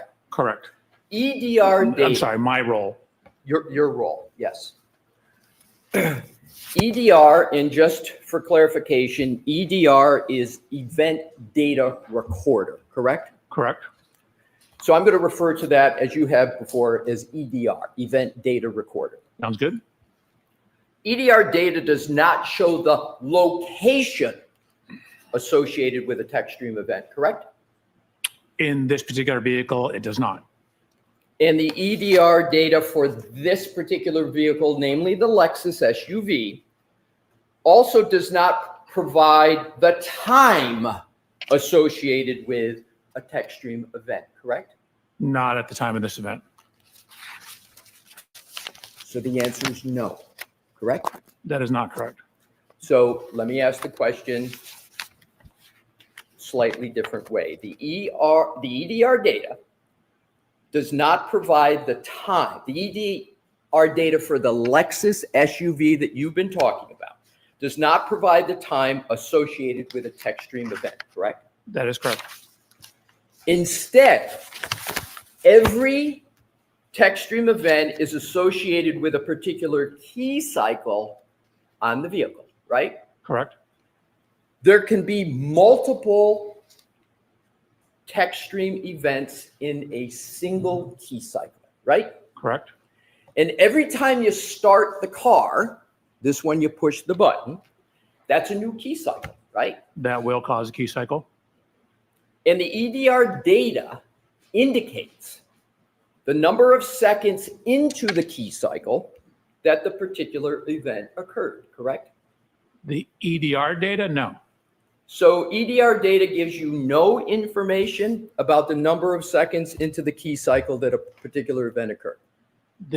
You're confusing EDR data and text stream. I'm not, sir, I'm just Oh, you're not? asking a question. So if it's yes or no, I'm fine with that. EDR data will, depending on the vehicle, sometimes it has information about GPS date and time. Sometimes it has ignition cycles, which are a little bit different than key cycles, which is why you frequently have different ignition cycles versus key cycles in EDRs compared to text stream. So let me ask it a different way. Okay. The text stream data indicates the number of seconds into the key cycle that a particular event occurs. Yes. Is that correct? That is correct. In order to properly determine the location and the timing of a text stream event, it's important that you correctly identify the trip that is associated with a particular key cycle, correct? I think I'm going to say yes, that text stream tells you the trip. I'm just asking if it's important that you correctly identify the trip associated with a particular This key is cycle. what I wanted to know about the And trigger. do so by determining, in order to properly determine the location and timing of a text stream event. So the text stream tells you the trigger event and it tells you the key cycle. So I'm not determining that, I'm reading that from the text stream data. Okay, so in order to properly read, to use your verb, the location and timing of a text stream event, it's important that you correctly identify the trip that is associated with a particular key cycle. Is that a fair statement? I think that's a fair statement. If you associate the wrong trip with the wrong key cycle, then your estimate of when the text stream event occurred will be wrong, correct? It can. I mean, you need to take the totality of the evidence in the text stream with the mileage, the overall timing into account. So are you saying, sir, that if you have the wrong trip with the wrong key cycle, you can get the correct text stream event? No, not necessarily. Again, you have to take the totality of the data. My question is with regard to if you have the wrong trip with the wrong key cycle, then your estimate of when the text stream event occurred will also be wrong. Isn't that just a matter of logic, sir? So again, the text stream event tells you the trip and it tells you the time. If you're saying I'm, say, associating that with the wrong infotainment information or vice versa, then that would be wrong. But the text stream data tells you how much time is associated with each trip. There's no difference there. If you associate the wrong trip with the wrong key cycle, then your estimate of where the text stream event occurred will be wrong. Is that correct? You can't associate the wrong event with the wrong key cycle because it keys in the key cycle with the event. Oh my God, dude. Never mind. Let me try it a different way. How are you Your not understanding analysis these or questions? anyone's analysis in conclusions regarding the timing and the location of the text stream data are only as good as your ability to correctly associate a key cycle with a particular event. Is that an accurate statement? No. Oh, so Again, you need to take the totality of the data. So that is one element. You need to look, for example, at the mileage. You need to look at the timing of the events. So this is considered a tool in the analysis process. You need to look at the totality of data to see how it matches up with the physical evidence. So are you saying that That's confirmation bias. you can have an incorrect key cycle with a particular trip, but you can still get accurate timing and location of text stream data? So again, you don't get incorrect key cycle with the trip. The trip and the key cycle are coded in by the text stream. If you are attributing an event to the wrong trip, which has a fixed key cycle, that could be a problem. Exactly. So if we could go, if Your Honor, if we could publish a slide, please, that is in evidence. Okay. Thank you. What are we looking at? Pardon me? What slide number? I've got slide 9. Mr. Wolk, yes, I've got the correct one. Thank you, Your Honor. So I'm going to use the acronym VCH that you've used on your, do you recall using the acronym VCH on your direct testimony? Yes, sir. And VCH stands for Vehicle Control History, correct? Correct. You viewed the vehicle control history on September 23rd of 2024, correct? In addition to the PCS data. You viewed the vehicle control history on September 23rd, 2024. Yes? That is yes. You took photographs of the vehicle control history, including key cycle 1167? Correct. And in this screenshot, we can see 4 text stream events that are... Actually, can you zoom in on the key cycle? Oh, sure. Because I think when I got to, no, scroll. So when I got to it, you can see it was that key cycle 1264. The blue highlight was the last file that was written on key cycle 1167. Right. So But- to answer your question, I got it at 1264. So if we can go back so we can see the 4 text stream events, I just want to reestablish the foundation here. In this screenshot, we can see 4 text stream events that are associated with key cycle 1167, correct? Correct. But isn't it true, Dr. Welcher, that there were actually 10 text stream events associated with just that one key cycle 1167? Correct. I gave you the original files. Right. So you are aware that the Commonwealth had maintained up into your firm's engagement that. Are you saying there's no basis for the question? They're saying- All right, I'm going to allow the question and I'll hear it. You are aware that the Commonwealth has maintained up until your engagement in September of 2024 that all text stream events associated with key cycles 1164, 1165, and 1167 occurred while the Lexus was in the custody of the Massachusetts State Police at the Canton Police Department. So the objection sustained. You need a foundation, Mr. Lessie. Sir, as part of your work in your review of the many documents that you referenced on your direct examination, did you review the text stream events associated with the Lexus SUV? I reviewed the one I downloaded. Pardon me? I reviewed the one I downloaded. Right. And did that, what you download, include key cycles 1164? Did it include that? It did. Did it include 1165? It did. And did it include 1167? It did. It did not include 1166. I didn't mention 1166, sir. I only mentioned 1164, 1165, and 1167. I purposefully skipped because I didn't understand you had reviewed it. So here's my question. You therefore, based upon the fact that you reviewed them, and you said it's important to understand timing, etc. That's very important in your forensic analysis, correct? Yes, sir. So let's go to the timing question and you understand where the Lexus has been at various points in time. You testified to that in direct, whether it was at the Canton Police Department, whether it was being towed, correct? In addition to having Mr. Burgess analysis of the data. In addition to Mr. Burgess' analysis, so in that analysis contained locations of where the Lexus had been.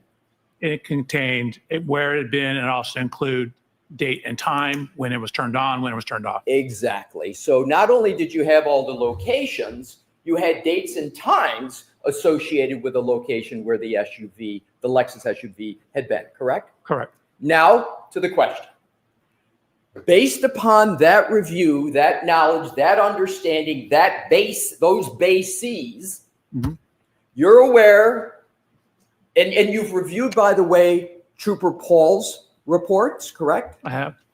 There were 2 reports of Trooper Paul. There was his original CARS report and then a supplemental report that were listed in the documents you reviewed. Do you recall that? I don't recall that, but I'll take your word for it. I don't want you to have to take my word. Do you recall, sir, No, I that don't. there were do you recall that there was a report of Trooper Paul? Yes, Okay. And you read that report, I assume, sir. I did. And it would be important for you to read that report and read it carefully because it addressed the subject matter that you were addressing, correct? No, I did my own independent analysis.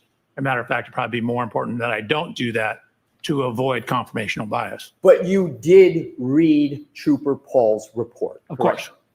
So you therefore are aware that the Commonwealth has maintained up into your engagement. Yeah, I'm going to see a tie bar on this. Oh, Lord, have mercy.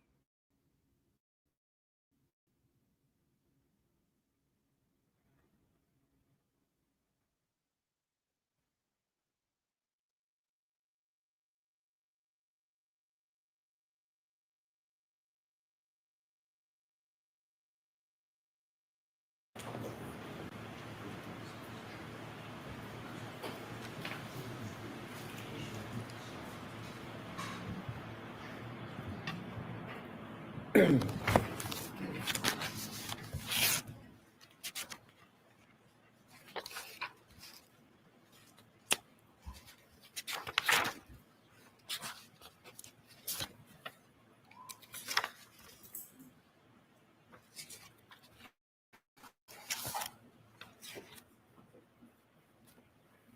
I, Your Honor? Yes. Thank you. Are you aware that over the course of the Commonwealth's and your investigation into this case, that the theorized time of the alleged contact of the SUV? So there's two words, just strike theorized. Okay. Thank you, Your Honor. Are you aware that over the course of the Commonwealth's investigation and your... Hold on, Mr. Leslie, the court reporter can't hear. Thank you. I will. I'll object again to the question that's coming. Can I Go begin ahead my and question? ask an appropriate question, Mr. Sure.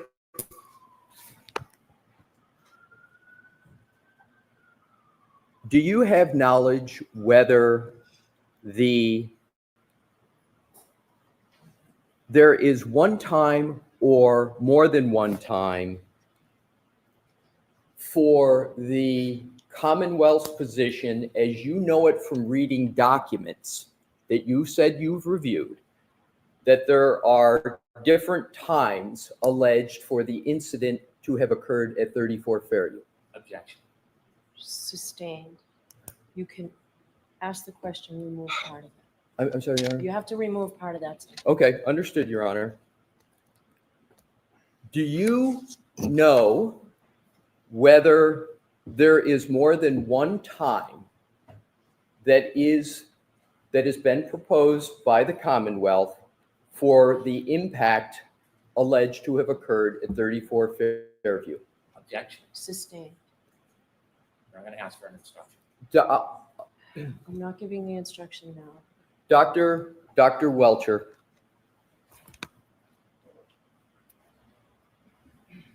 in terms of the analyses that you have reviewed in this case, is there one time that you understand there to be for a hypothesis for the time of the impact at 34 Fairview? Objection. I'm going to see you again, folks. I'm sorry about this.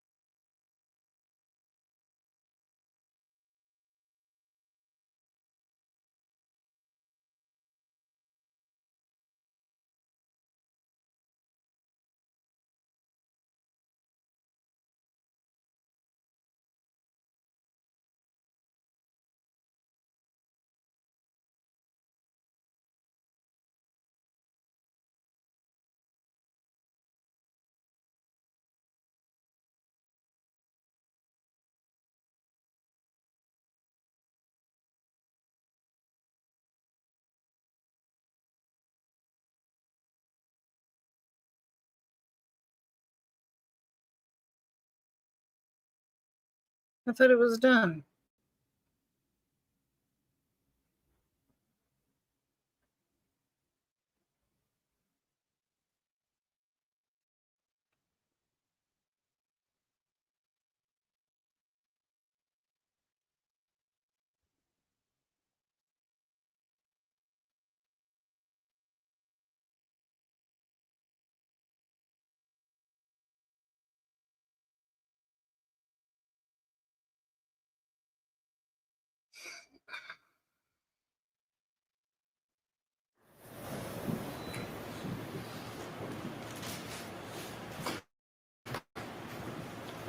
Excuse me.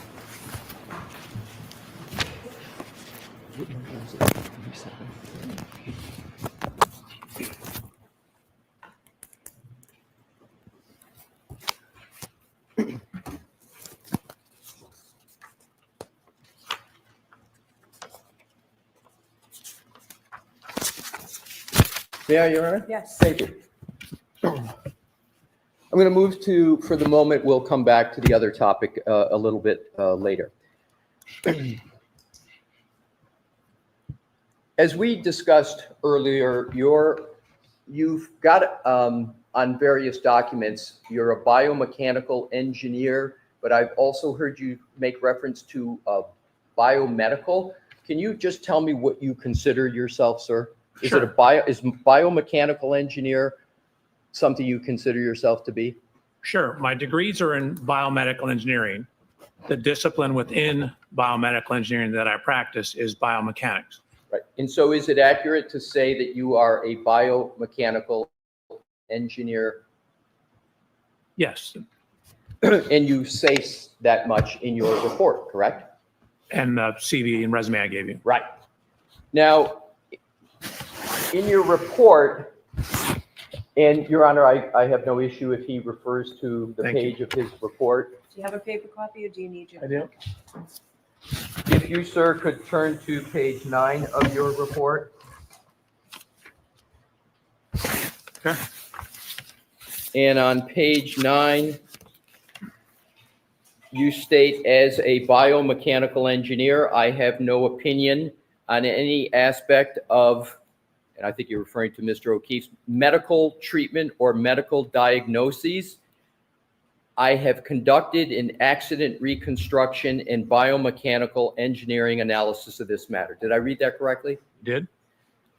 In that statement, I assume, given you wrote it, is a fair representation of your professional role in this case? Yes. And you go on to add on page 9, my biomechanical engineering analysis is determining the effects of physical forces on the human anatomy. Did I read that correct? You did? And on your direct examination, is it correct that you stated as a civil engineer, you made an analogy, you assessed the cables and beams of a bridge as you would assess the cables and beams of a bridge, you assess the human anatomy. You made that analogy, correct? The analogy that bones are my bridge elements, cables are muscles and ligaments. Right. And you stated that it's the job of a biomechanical engineer to quantify the force acting upon a person to determine the cause of their injuries, correct? That is part of what we do. It's part of, but it is therefore something that a biomechanical engineer does, correct? If given sufficient data, yes. So you know do you know what a force calculation is, sir, when I refer to that term? I believe so. What do you believe it to be? Well, force is usually a physical measurement, but you can also use Newton's second law, which is force equals mass times acceleration. That's exactly what I wanted to get to. Newton's second law is, and sometimes referred to as the second law of motion. And in the second law is force equals mass times acceleration, correct? Correct. And just sort of like simple algebra, sometimes you have one or more of those, but I'm focusing on when you're trying to determine, sir, you're pulling something out. Calculator. I thought you were going to ask me numbers, do calculations. All right. We're going to do that. We need to do it with the court's permission. Sorry. So if you feel you need to do that, just let me You know. can just leave it right All there. right. So I just want to get the principles down first. So Newton's second law, force equals mass times acceleration, and force is oftentimes what you're trying to calculate in a force calculation, correct? Calculate or measure, yes. Yeah. And Newton's first law is the law of generally inertia. An object at rest tends to stay at rest. Object in motion tends to stay in motion. We're not talking about that in force. We're talking about Newton's just second law, correct? You asked me two questions. Newton's first law is generally, as you said, it could be at rest or at constant velocity, but yes. Okay.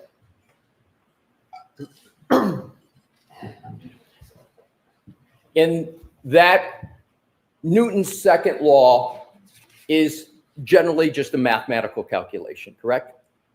Yes. So what I'd like to do is to turn to page 11 of your report.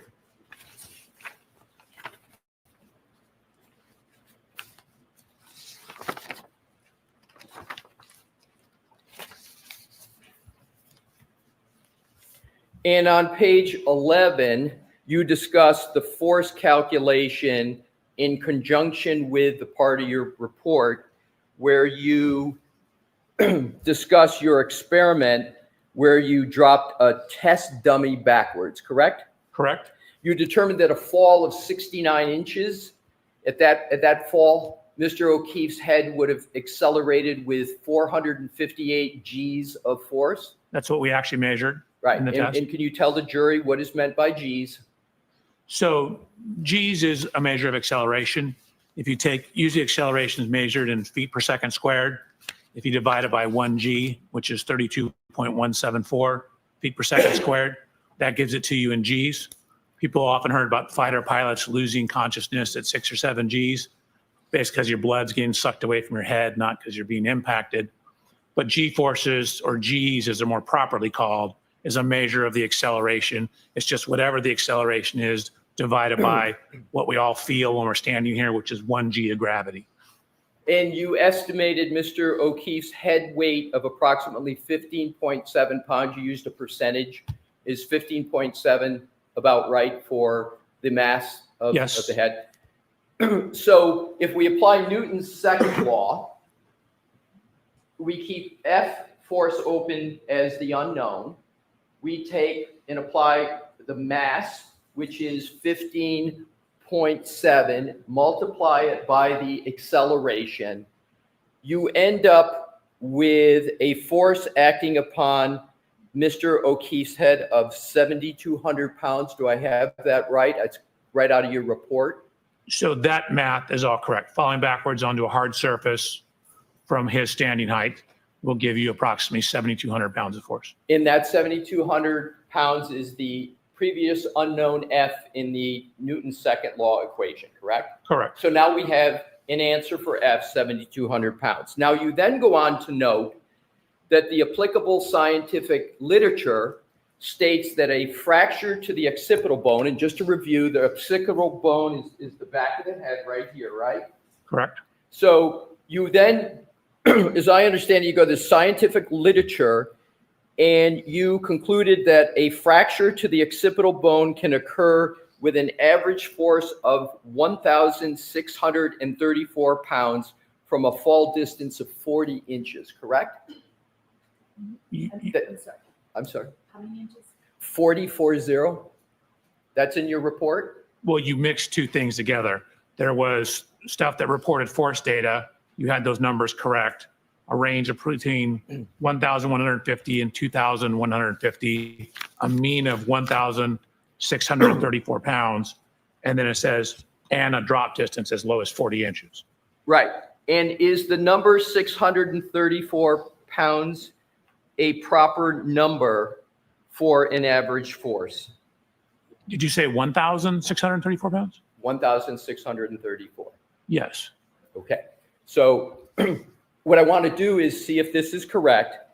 So if you can get a fracture of the occipital bone in an average force of 634 pounds. No. 1,634. I thought that's what I said. If I did, I missed. Oh, I'm sorry. I just heard 634. No, 1,634. My apologies. And you compare that to the 7,200 pounds of force that you calculated, surely you're going to have a fracture of the occipital bones through that calculation in that comparison, correct? Correct. Falling on a hard surface can definitely fracture Right. your skull. So I'm not getting at the manner. I'm just applying the Newton's second law. Newton's second law doesn't look at manner, does it? It just looks at force equals mass times acceleration. Newton's second law doesn't look at the surface, does it? No. So it's a function of the surface. The A value is a function of the surface you hit. So you're saying acceleration depends upon the surface? Yes, of course. Okay, all right. For an impact, it does. Now, let's go to the study you cited. Injuries to pedestrians in real accidents in their relation to collision and car characteristics. That's in your report, correct? What reference number? May I, Your Honor, grab the report? Yes. Thank you. If you can, it's in your report, sir. If you can find it, I'll do it in parallel with you.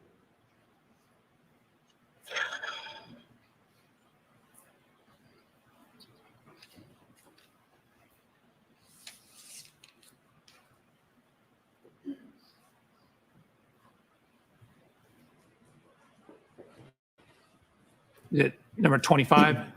That's the one I think it is. I just want to check your report. Would you like me to actually pull up the paper? No, Okay. just want to get to the.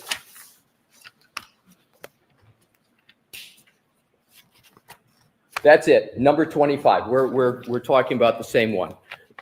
Now, isn't it true that this study states that head injuries are the most common injury type for motor vehicle collisions, constituting more than 61% of all injuries sustained from motor vehicle collisions? Or can the witness see the document being referred to? Do you have your report in front of you? I have my report, but reference 25 is not in the section he's referring to. Why don't you show it to him, Mr. Leslie? I do not have with me a copy of the report he cites in his reference. He did, can I ask another question? Your Honor? Yes. Thank you. Dr. Welcher, on your direct testimony, did you not discuss the percentage of pedestrian You did. injuries You did.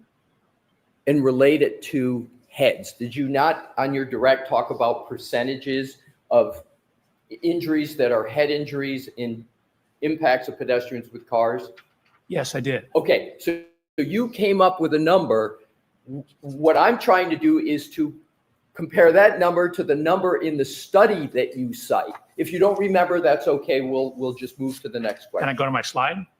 Whatever you can use to determine what was the percentage that's in the study that you cite in footnote 25 of your report.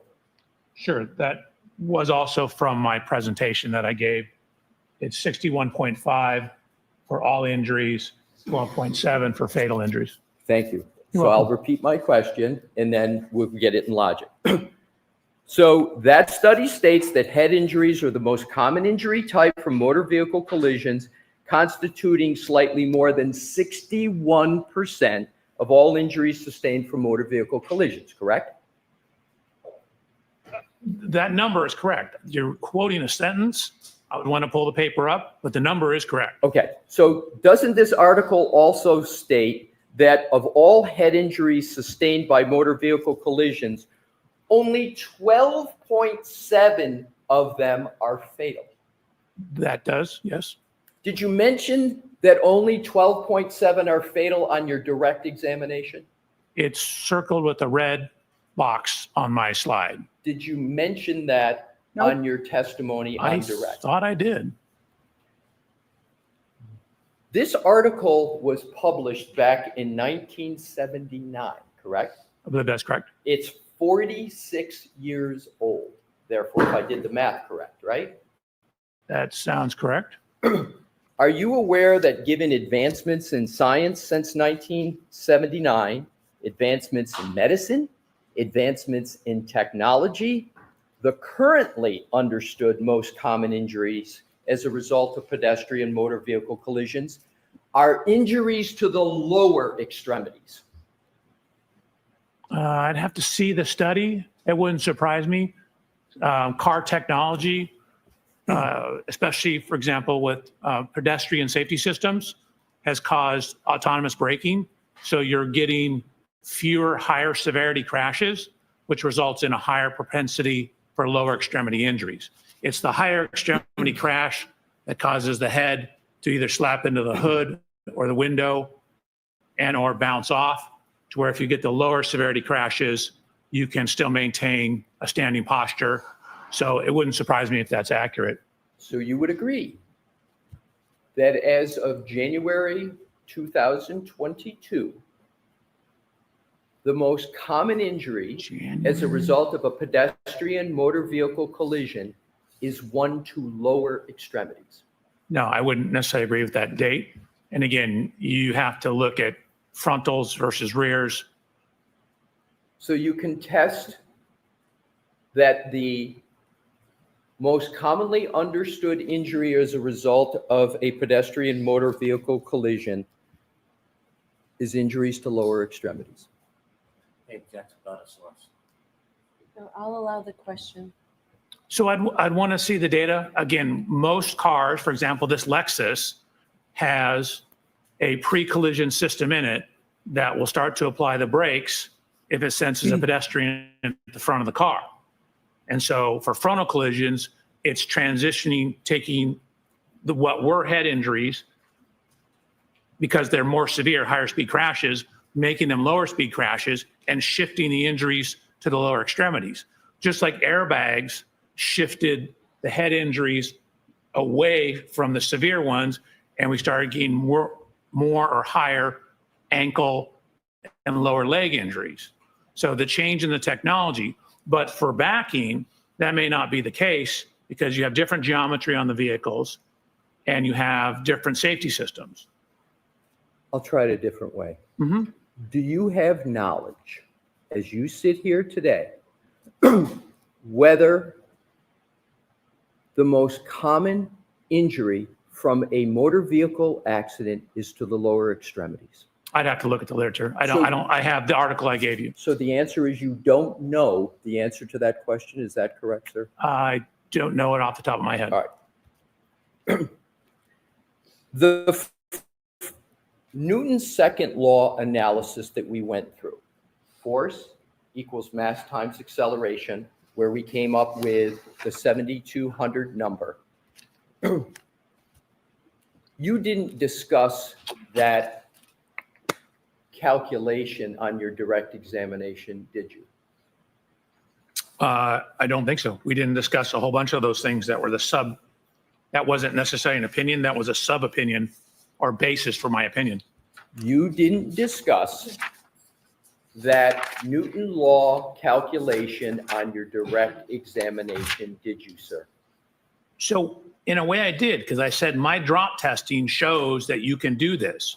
So I didn't quote that number, but we are going through the specific numbers now. But I absolutely did say, as a matter of fact, I showed a video of my drop testing and talked about how falling onto a rigid surface, a hard surface, can cause a skull fracture. Did you discuss on your direct examination applying 15.7 of the head weight to 458 Gs and come up with a number of 7,200? Did you do that on your direct examination? Those specific numbers, no. Thank the general you. concept of the drop testing and what it showed, yes.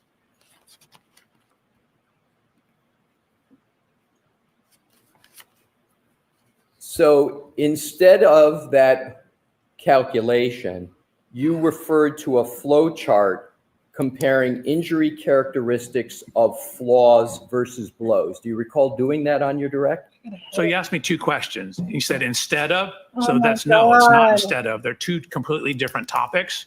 So no, I didn't do that instead of. Okay. I looked at a force analysis, then I looked at 3 peer-reviewed publications that were attempting to differentiate whether an injury is associated with a fall or a blow, an assault, and they came up with a metric for doing that. Those things are completely separate.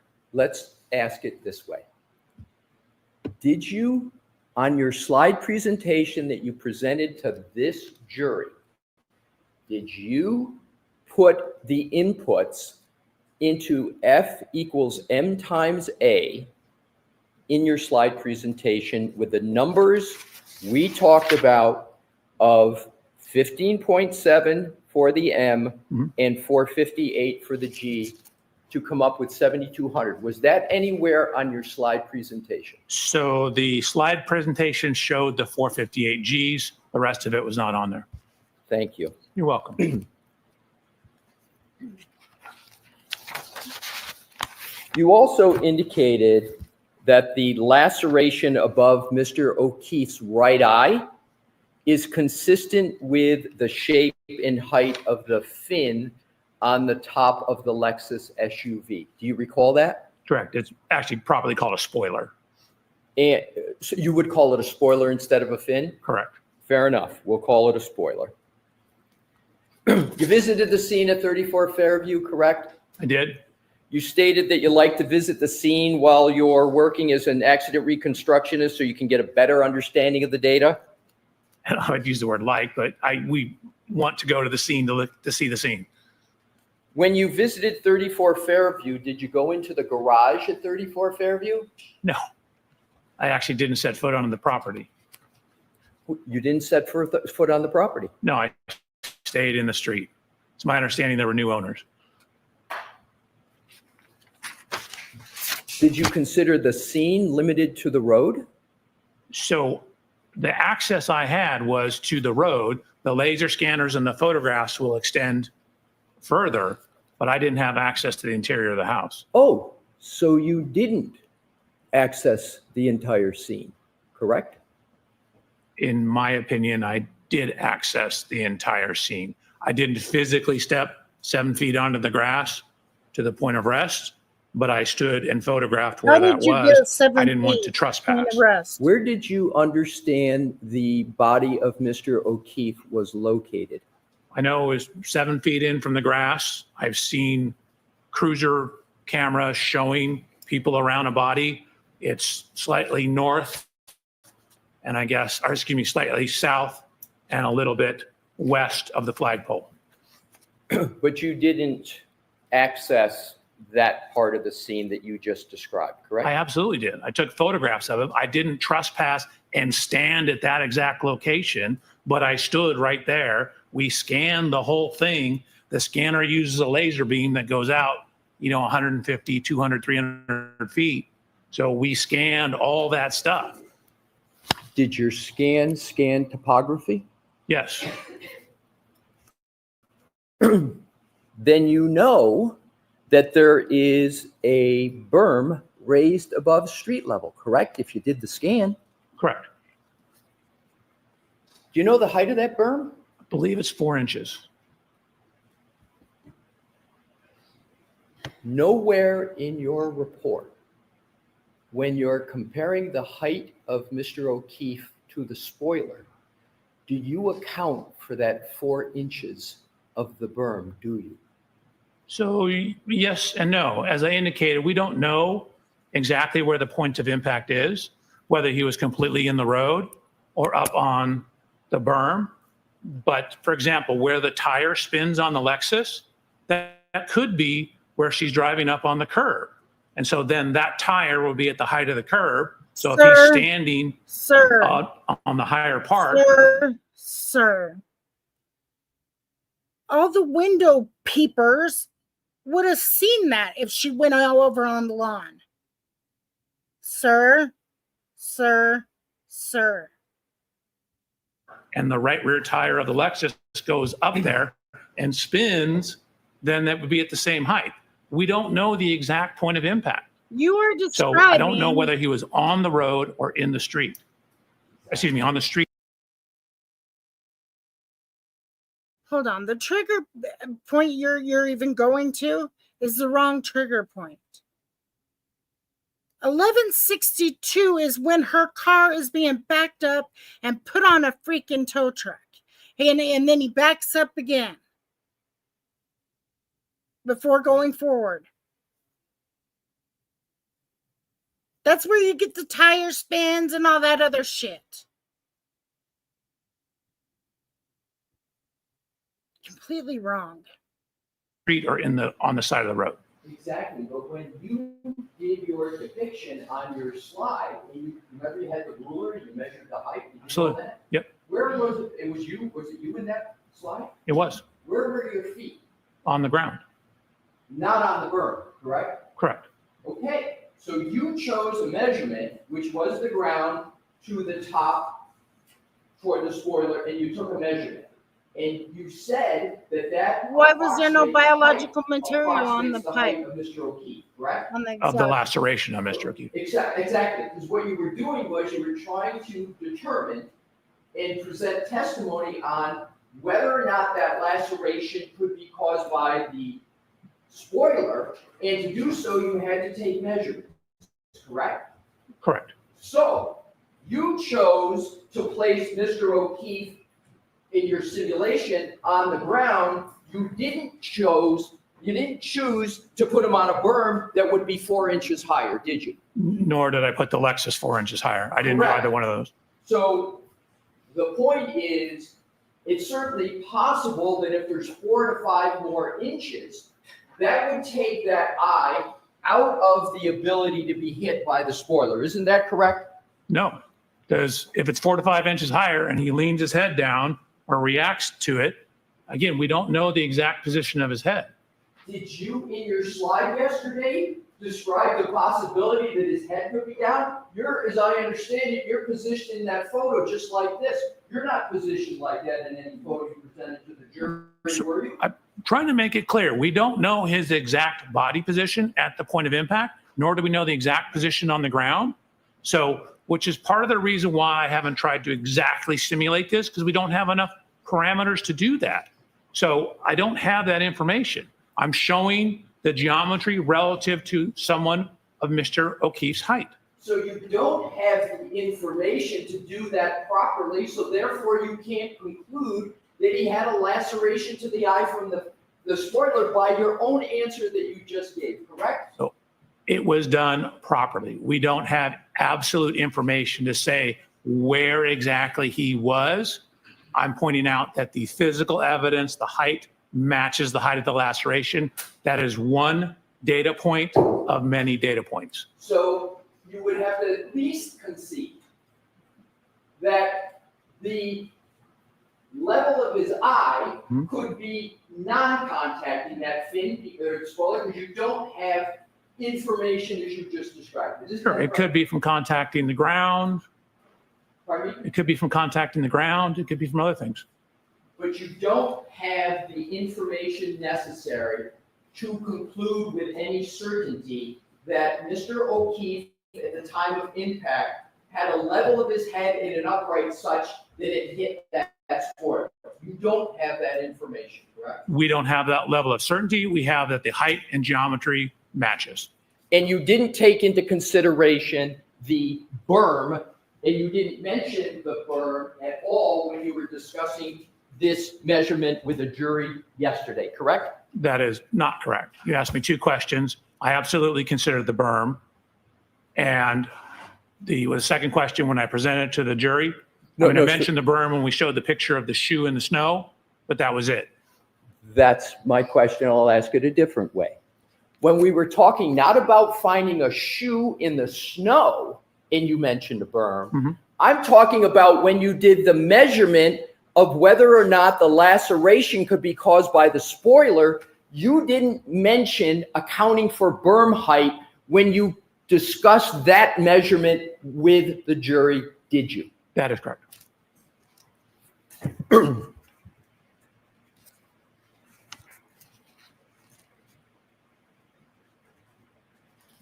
Likewise, you didn't present any Newton's second law analysis regarding the front of Mr. O'Keefe's head with respect to whether his head was contacted by that spoiler, did you? Correct. Again, it was a glancing hit. We wouldn't be able to do that. Oh, so it's a glancing hit to the front of the head is your hypothesis? This whole pedestrian impact is a glancing hit. So you can have your arm to the side like this, with the back of the vehicle coming like this, and you could glance the right eye with the arm out. Is that what you're saying? That's what my picture shows when I'm standing next to the car. I could probably find the slide for you. So you didn't do a force analysis to determine how much force would be applying assuming a contact with the right eye, did you? That's correct. And force analysis is what biomechanists do, correct? That's what a biomechanist does? That is part of what we Part of do. what they do. So I lined up his anthropometry relative to the known height of the vehicle. You attempted to line it up. That's one method, but another method is to apply Newton's second law like you did to the back of the head when he fell, correct? Correct, if we had more information. Mr. Leslie, why don't we break here? Thank you, Your Honor. So jurors, your lunches are here. We'll see you in 15 minutes. Right for the jury. Goodbye.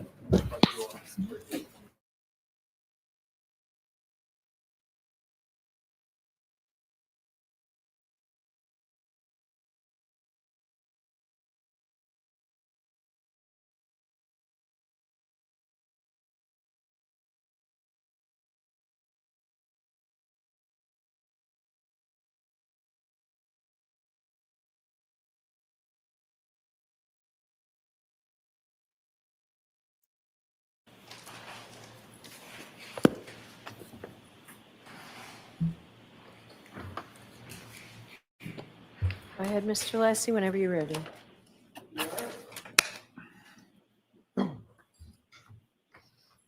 Just take a moment, Your Honor, to reorient. I'll be right.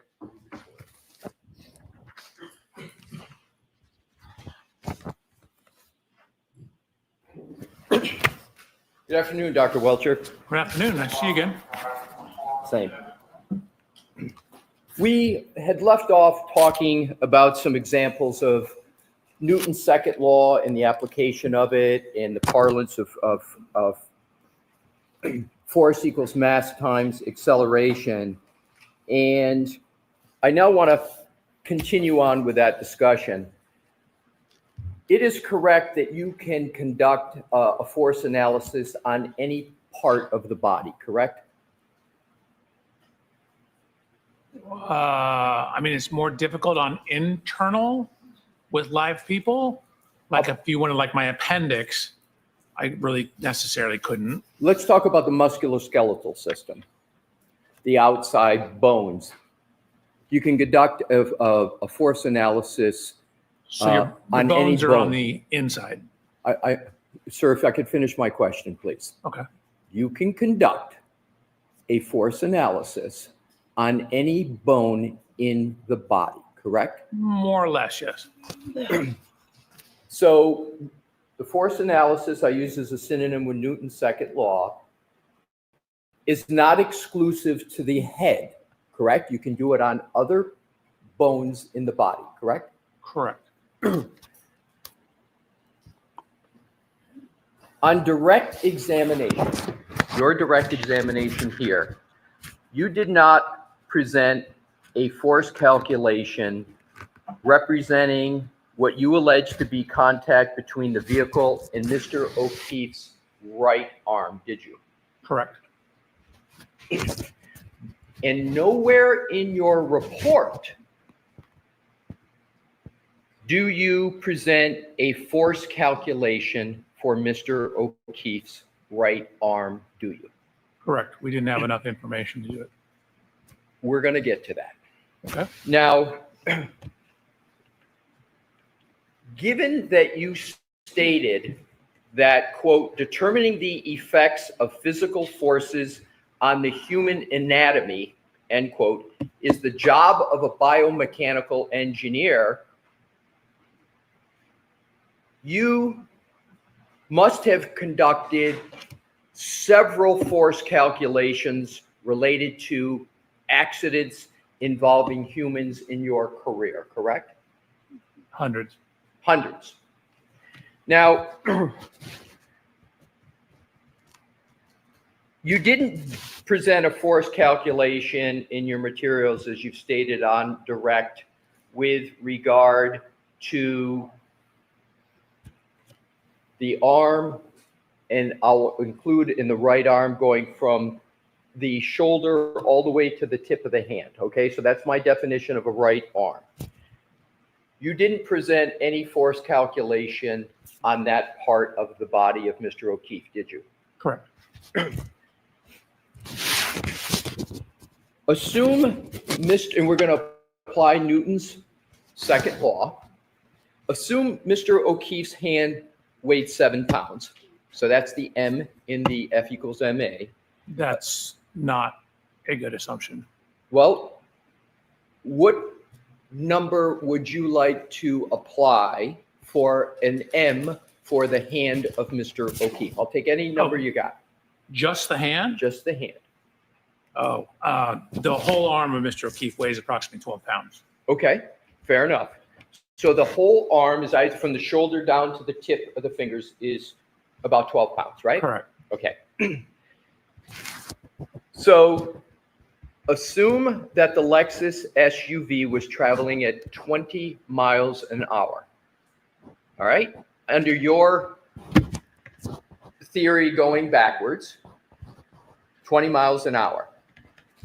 And the third variable I'd like to give you is to assume an impact window of 10 milliseconds. Okay. Can you calculate the G's of force from that data? You need more information. Well, let me ask you this. What more information would you need? So we talked about the glancing impact. I'm talking about a force calculation of an impact, not as to whether it's glancing or not. So you want a direct head-on impact in the arm, not a glancing hit to where the Lexus comes in, hits the arm, and they continue off together? I'd like to start with that, but just so we can hopefully expedite it for the jury. Okay. I'm going to want to get to what you have depicted in your diagram of holding the arm out. And that's not a glancing impact. Is that, sir, with the right arm in parallel with the back of the Lexus? Yes, it is. So really I'm sorry, let me finish, please.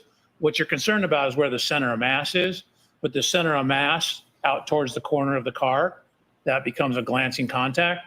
So you don't have a center of mass contact, you have a glancing contact. Okay, fair enough. So let's start the first force calculation. I need my calculator. I'm going to let him use his calculator. Sure. Okay, Tell me when you're ready, sir. go ahead.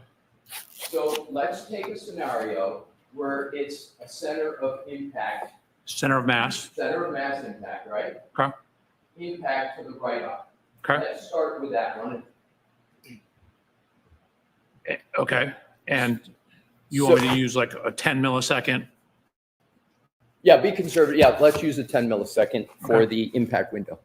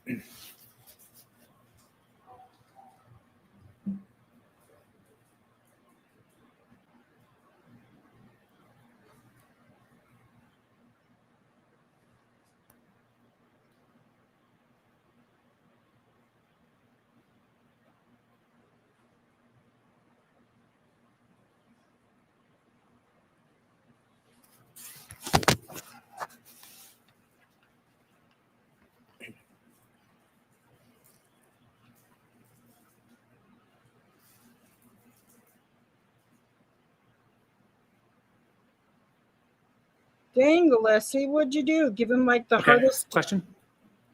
What do you get for F of force in the F equals M times A calculation? About 2,188 pounds.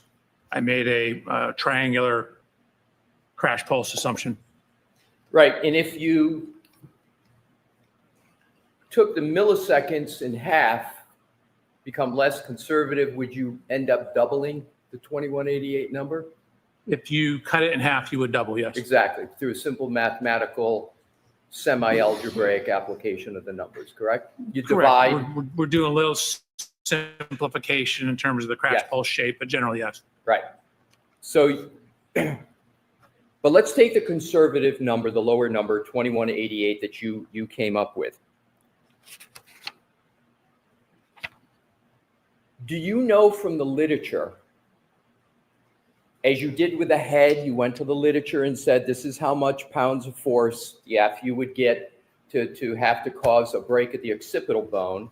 Do you know from the literature how much force it would take To break an arm. to break an arm bone? I have an idea, yes. What is your idea?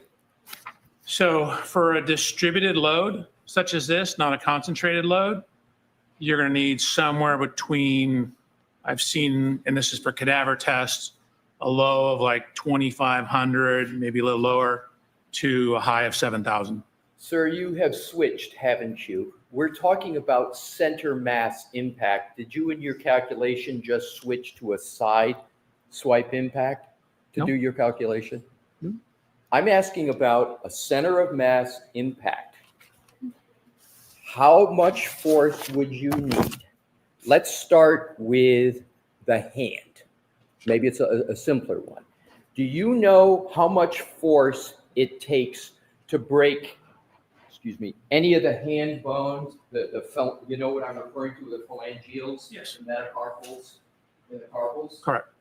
How much pounds of force do you need to break any one of those bones? Actually, I didn't find any distributed loading on the amount of force. I don't know. Well, no, I understand, but I'm asking, do you know from the literature, not a calculation? Doesn't the literature tell you? Can't you go to the literature like you did with the head and you say, okay, to break the occipital bone, the literature says you need a minimum amount of force of this. I'm asking you the same question for the hand. If you don't know, it's okay, but do you know what the literature says for how much force is needed to break a bone in the hand? So for a distributed load across the hand, Coming in hot. there are distributed load tests that show you need over 300 Gs on the arm to do that. So it would depend on the mass of the hand. What is the range of force that you would need to break a bone in the hand? Do you know from the literature? If you don't, that's okay. I could probably figure it out. How long would it take you to figure it out? Do you know from the literature what that number is? Not off the top of my head, no. Is 300 to 400 pounds of force sound right from the literature that it would take to break a bone in the hand? For a distributed load, Yes. such as the taillight, no. No, not a distributed load. A load from a motor vehicle going backwards. Right, that's a distributed load. Right. So you're saying 300 to 400 pounds of force would not be enough to break any bone in the hand. Is that your answer? So for a flat distributed Oh my load, like hitting a God, dude. taillight, you're gonna need higher. How about another part of the back of the vehicle? I guess if you hit on the very corner and it wasn't a distributed impact, like if you had a more concentrated impact, Yes. that could increase or decrease Decrease. the amount of force required. How much would it decrease it from the number you gave? Depends on what you're hitting, what it's made out of. The Contact Lexus area. SUV. Let's assume, I'm sorry. Les, can you repeat the question, please? Absolutely. Thank you. Let's assume we're talking about this Lexus SUV, Mhm. right? But let me back up.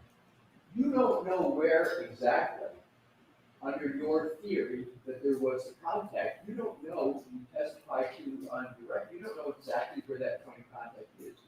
Correct, You don't know. except it's on the taillight. Well, you're saying it's on the taillight, but you didn't observe any impact yourself personally, right? Did I see Miss Reed's Lexus? You didn't see the impact, correct? That is correct. So, and there is no firsthand witness that saw, under your view, that a collision occurred. There's no witness to say where the arm was, correct? There's no person that saw it. Right. And you have chosen a point of contact, okay? You chose that for your analysis, correct? Correct. And you picked that location, but it's also possible that under your theory that a collision occurred, that that arm could have been impacted any part of the back of the vehicle. That's possible, isn't it? That's not probable, no. I'm asking, is it possible? Anything is possible. I don't deal in possibilities, I deal in probabilities. It's not probable. So, but you don't know exactly where the point of impact was, correct? So within the range of the light and the exact angle of the hand, no, I don't. What I do know is at the rear tail light area. So your assumption is that it had, that because there's a tail light that is altered, it must have been by Mr. O'Keefe's arm. That's your conclusion, correct? My conclusion is there are tail light fragments, a broken glass, lacerations to his arm, and his DNA on the back of the vehicle in the area of the taillight. Sir, and Your Honor, I'm going to move to strike the DNA part of that answer for obvious reasons. I'm not going to strike it. Okay, so you're making assumptions. You're taking what you view to be certain data, and you're coming to a conclusion, but that is based upon circumstantial. There's two other That's DNAs on that tail light. Are you calling like pieces of the taillight at the scene around his body circumstantial information? Sir, let me go to the force and go back to the force analysis. Let's go back to the numbers. I want to stay on, if we can, just the calculation. So let's go back to the minimum amount of force you understand from the literature that it takes to break any bone in the arm from the finger up. Let's start with a hand. What's the minimum amount of force that can be applied to break a bone in the hand? So it depends on the loading. So I don't actually know. In terms of the forearm, I can tell you there's data that shows up to 300 Gs of loading, you will not get fractures. There's one up to 750 Gs showing no fractures for a male of similar height and weight of Mr. O'Keefe. Thank you. You're welcome. So let's take those numbers, Okay. okay? You said 300 and 750. Did I hear it correctly? You did? Okay, that's the numbers you gave that would break a bone, correct? So the 300 actually didn't break any bones, I believe. The 750, the one example, didn't break a bone, but as you got above 350, you started to break bones. So 300. you got above 350, 300. above 300, yeah, because that's what I thought you said the first time. You got above 300, you start to get breaking bones, correct? Correct. And so if you take that 300 number and compare it to the 2,188 pounds of force, you have 7 times the amount of force necessary to break the bone, correct, in the force analysis? No. If you take 300 Gs times a 12-pound arm, you get 3,600 pounds. The calculation you asked me to run earlier gave you 2,188 pounds. Right. So you are 1,412 pounds above the force required. Like the tolerance is 1,412 pounds above the force you would say get in a 20-mile-an-hour impact in terms of the fracture forces. Let's do it this way. I'm sorry? Let's do it this way. Okay. The That's not force an answer the question. that you calculated from my hypothetical of this Lexus SUV going backwards, you came up with the F number of 2,188, correct? I'm sorry, I didn't, what was the, you said, 2,180 you said dyslexic? Do you say Lexus? I didn't understand what you said. The Lexus My apologies. SUV that you've been talking about. Gotcha. Okay? I didn't hear You it. came up with a number for F for force of 2,188. Are you changing that number? Nope. Okay, Absolutely so not. let's go with your number of force from this vehicle of 2,188. I'm just simply asking, how much force does it take to break a bone in the right arm of a human being? How much force, not acceleration, how much force does it take to break a bone in the right arm? Sure. So somewhere between 2,500, the one cadaver tested the distributed load of someone of similar size and weight, and actually close in age to Mr. O'Keefe, showed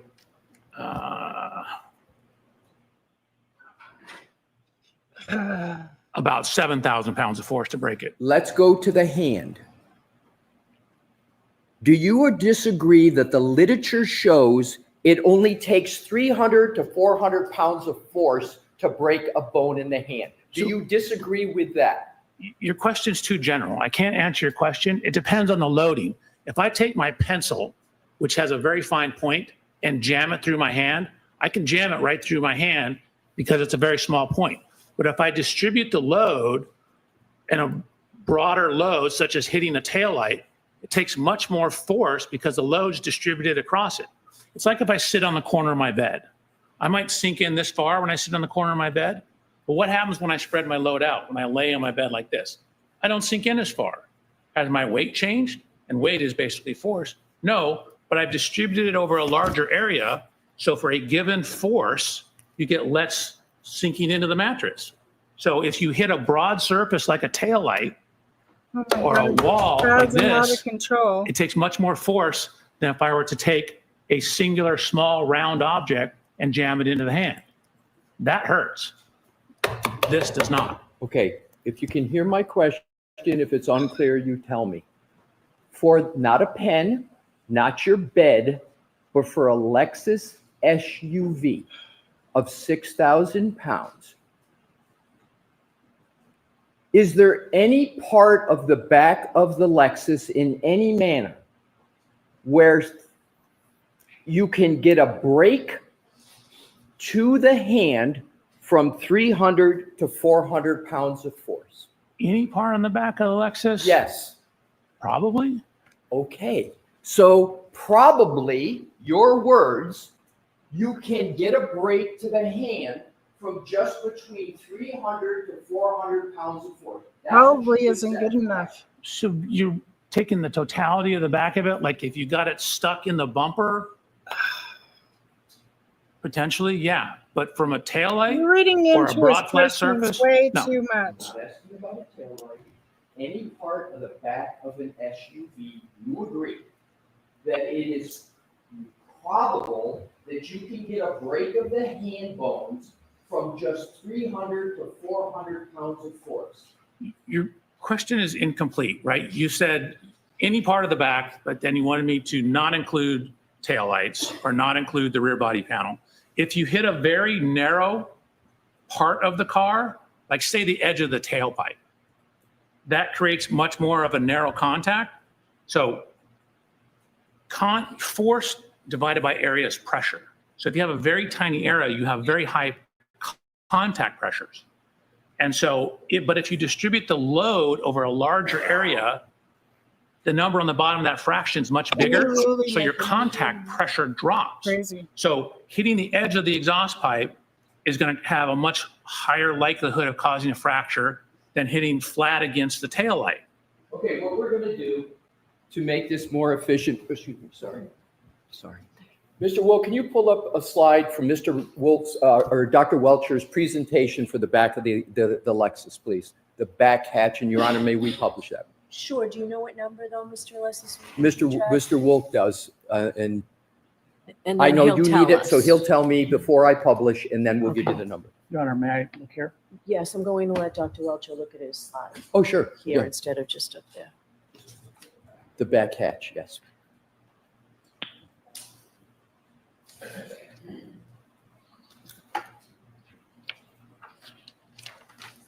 Do you have one of just the rear gate?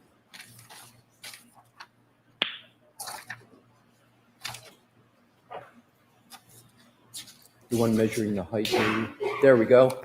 Thank you. Okay, this is your slide presentation.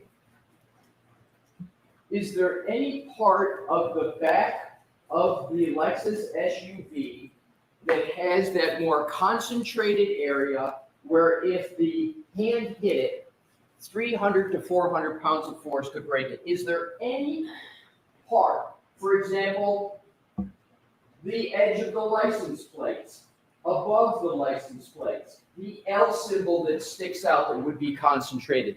Anything you see there, could 300 to 400 pounds of force contacting at any of those points cause a fracture of any of the bones of the hand? So, I don't know how to show this because in the middle photograph, right where the 2 is on the license plate, Yes. there's a vertical edge. That area is recessed in.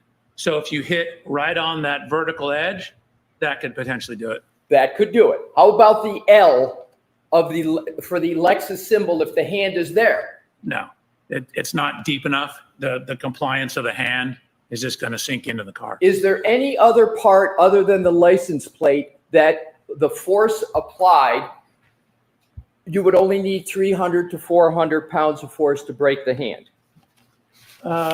Maybe the exhaust pipe, and potentially if you hand your hand up near the spoiler. Right. So now let's go from 300 to 400. Let's go to the 2188, which is your number. Use 2188.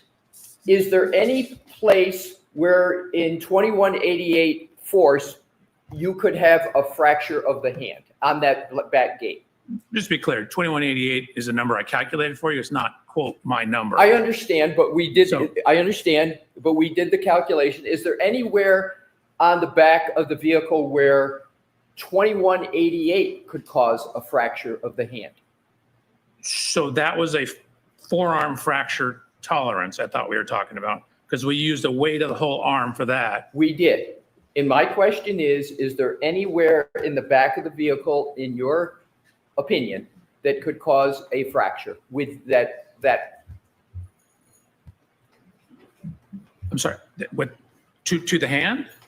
Just the hand or the whole arm? I'll take any part of the right arm. You call it the hand, the forearm. Is there any part that could cause a fracture? So probably similarly, if you got your forearm down near that transition, like, I don't know if you can see the little dot. I'm talking about this area. Yes. Yes. Right here. Yep. So that transition between the 2 body panels. Yes. That could potentially do it. That's back where the reverse lights are. I'd have to look at whether, that would take it before breaking the plastic. And then, again, maybe if you hit the exhaust pipe as well, it's a much more narrow loading condition. How about the corner of the tail? The corner of the tail lamp.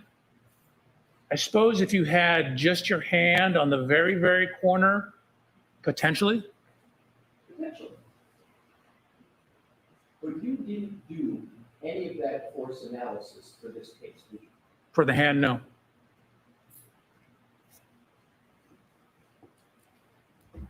But you did it for the head, correct?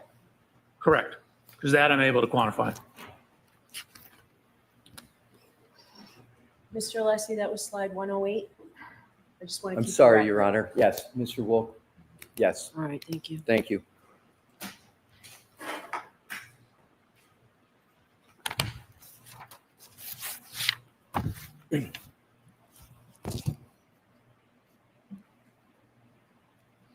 You are aware, Dr. Welcher, that Mr. O'Keefe suffered no fractures of any kind in his hand, correct?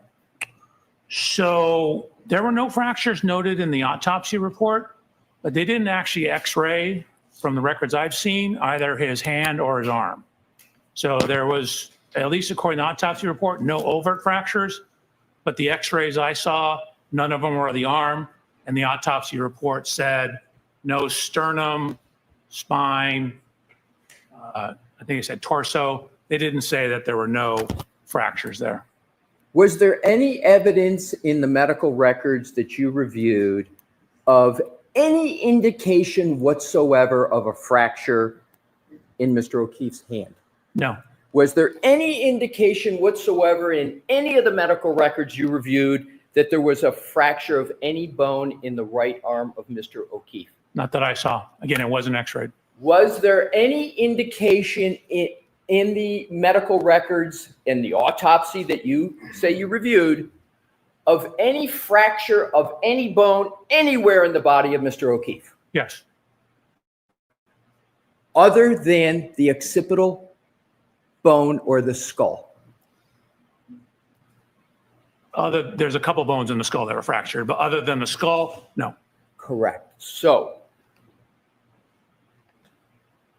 are you aware that the medical examiner for the state of Massachusetts, Dr. Scorty Bello, performed an autopsy on Mr. O'Keefe? Are you aware of that? Yes, And you're aware of it because you read the autopsy report, correct? correct. Are you implying, and it's a question, that Dr. Scorty Bello missed a fracture or didn't look properly for a fracture on Mr. O'Keefe? No, I'm simply indicating that, for example, a hairline fracture, I didn't see any evidence that they actually x-rayed the structure, so there'd be no overt evidence of that. There were wounds on the right arm of Mr. O'Keefe, correct? Correct. And you are saying that the medical examiner should have x-rayed that to determine whether there was a hairline fracture? Is that your testimony? No, you're asking me about evidence and proof of absence of fracture. So I would look for an x-ray to see if that was the case. I haven't seen any evidence of an x-ray of the arms. So it's your position that on every autopsy, there should be an x-ray of every bone in the body, and that the clinical judgment of the medical examiner should not be accepted, and there should be an x-ray of every bone before a conclusion can be drawn that there's no fracture to a bone in the body of the deceased. Is that your testimony? Absolutely not. Like, I'm an engineer. You're asking me about proof. And so proof is somebody looked at it, somebody took an x-ray, somebody palpated and found a comminuted fracture. So we're talking about proof. Sir, I didn't use proof in my question. Ask me about the opinion of a medical examiner. I'm not a Hold medical. on. Only one person at a time. Mr. Leslie, let him He's not finish, asking and then you can that. ask the question. Your Honor, I hadn't finished my question. Okay, then finish your question, Dr. Welcher. Wait for the question. Then let Dr. Welcher respond. It's a nightmare for Madam I Clerk understand, reporting and I think I've been doing that, but I'll redouble my efforts. Dr. Welcher, I didn't use proof in my question. I'm going to repeat the question. Is there any indication in any medical record, autopsy report of the deceased of any fracture of any bone in the body? That was not your original question, but to answer your question, no. Except for the skull. Except for the skull. Correct.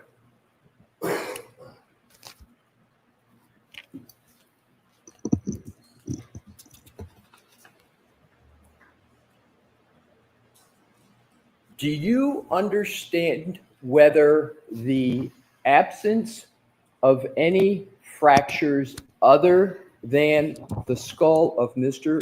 O'Keefe was of significance to the medical examiner, Dr. Scorty Bello, in the conclusion she reached in the autopsy report that you read? System. Did you read the conclusions of Dr. Scorty Bello in the autopsy? I believe so. Are you aware of whether Dr. Scorty Bello has analyzed whether the injuries to Mr. O'Keefe are inconsistent or consistent with a motor vehicle impact? Are you aware of any analysis to that effect? So So I'm gonna see you on this one. Oh my lord.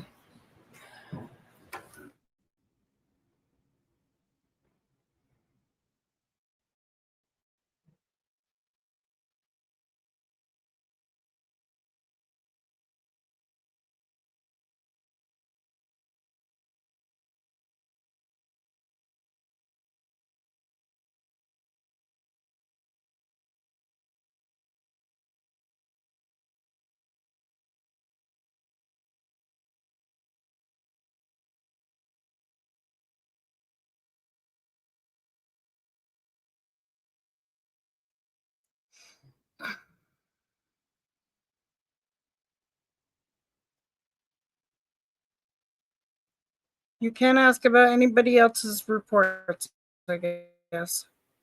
Even though he looked at them all.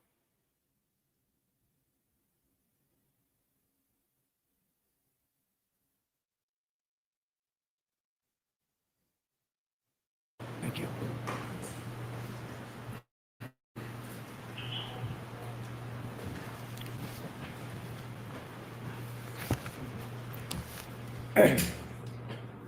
May I, Your Honor? Yes. Thank you.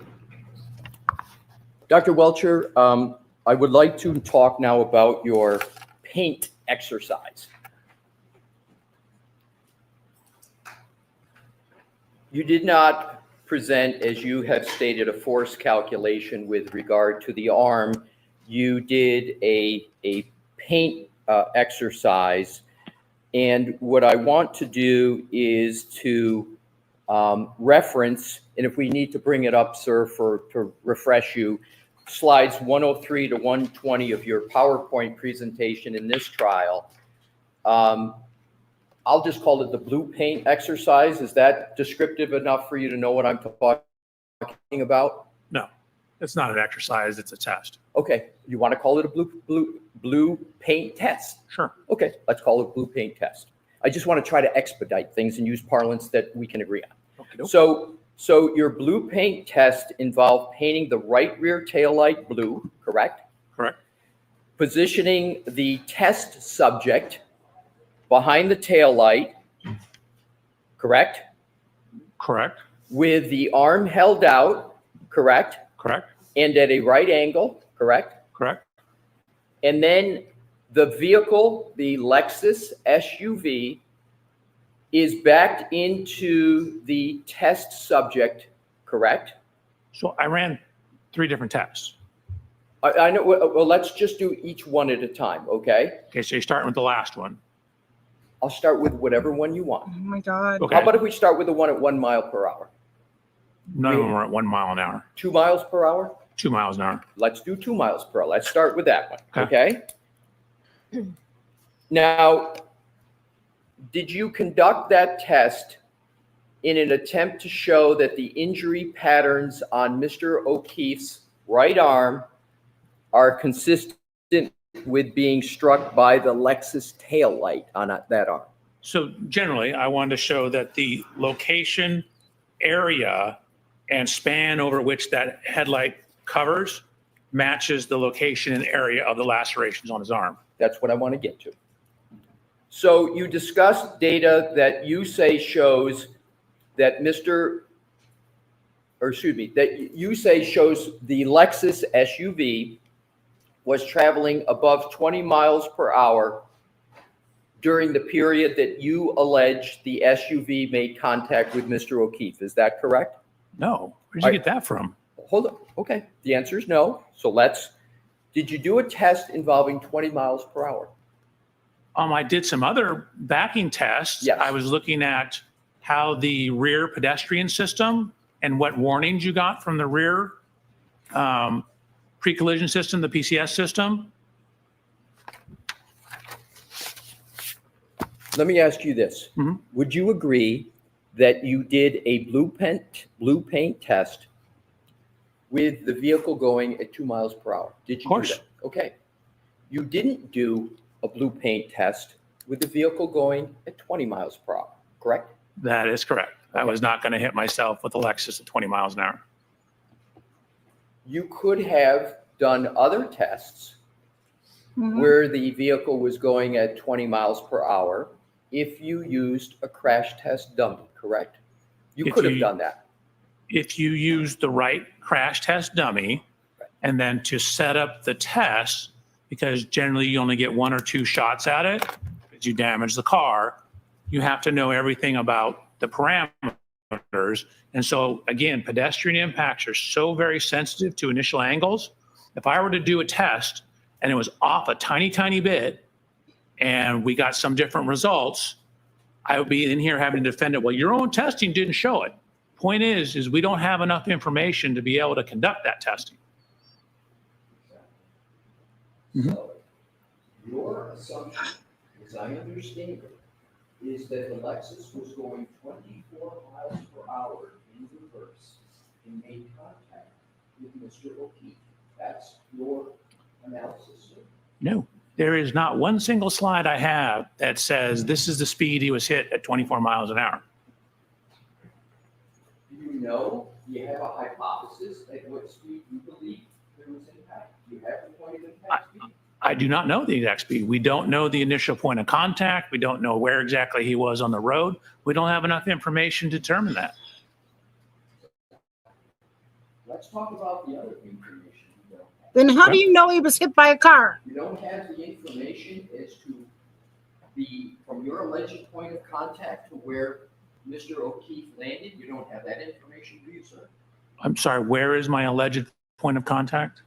You allege that there was a point of contact between the Lexus, the back of the Lexus, and Correct. Mr. O'Keefe, correct? Right, but I don't know where that is on the road.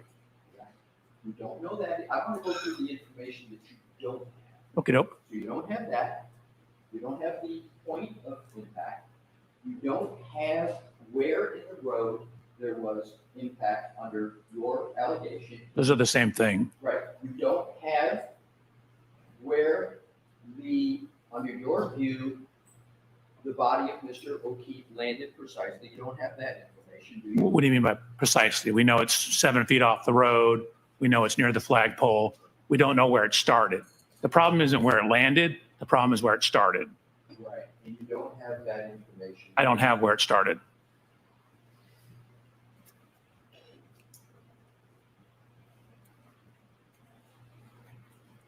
The paint tests that you used, aren't those used, if they're used at all, as an element of physical impact reconstruction, an element, not as the focal point of the test itself?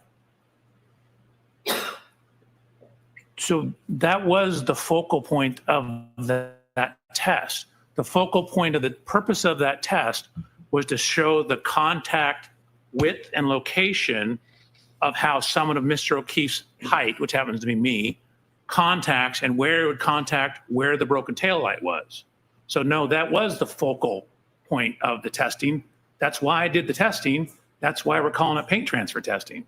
Right, but my question, sir, I understand you use paint tests as the focal point, but aren't paint tests in accurate accident reconstruction not used as focal points? They're used as supplements to other tests to get more accurate information. Do you agree or disagree with that? You didn't give me enough information. I can't agree nor disagree. It depends on what you're trying to do. You're not. Let's go to, You just want on direct examination, you testified that after the 1162-2 trigger event, Miss Reed's vehicle traveled a distance of 87 feet. Do you recall that? You are mixing up two things. Remember, the trigger is in the middle of the event. Give me the chart, please. Your Honor, I'll give you the, as soon as Mr. Wolt gives it, the slide 23, I believe it is. I'm sorry, what slide? Well, I want Mr. Wolt to go through it to check. Let me ask it this way, see if we can get to it quicker. Do you remember talking on direct about a calculation of 87 feet where you added, I think it was like a 30-something number and a 50 number, and you came to 87? Do you remember that in your slide presentation, sir? Slide 37, yes. Right. So if we could bring up that slide, please, Your Honor, with your permission. Okay. That's 36, but okay.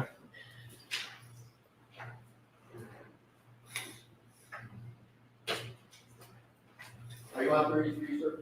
No, I'm on 36. Mr. Wolk, do you have 33? If you could go to 33, sir. Oh, sorry. Yeah, because that's where your 87 number is, not on the other. It's on a bunch of slides. Yep. Go ahead. All righty. So if you could zoom in, Mr. Wolk, so Dr. Welcher can see the numbers in the column.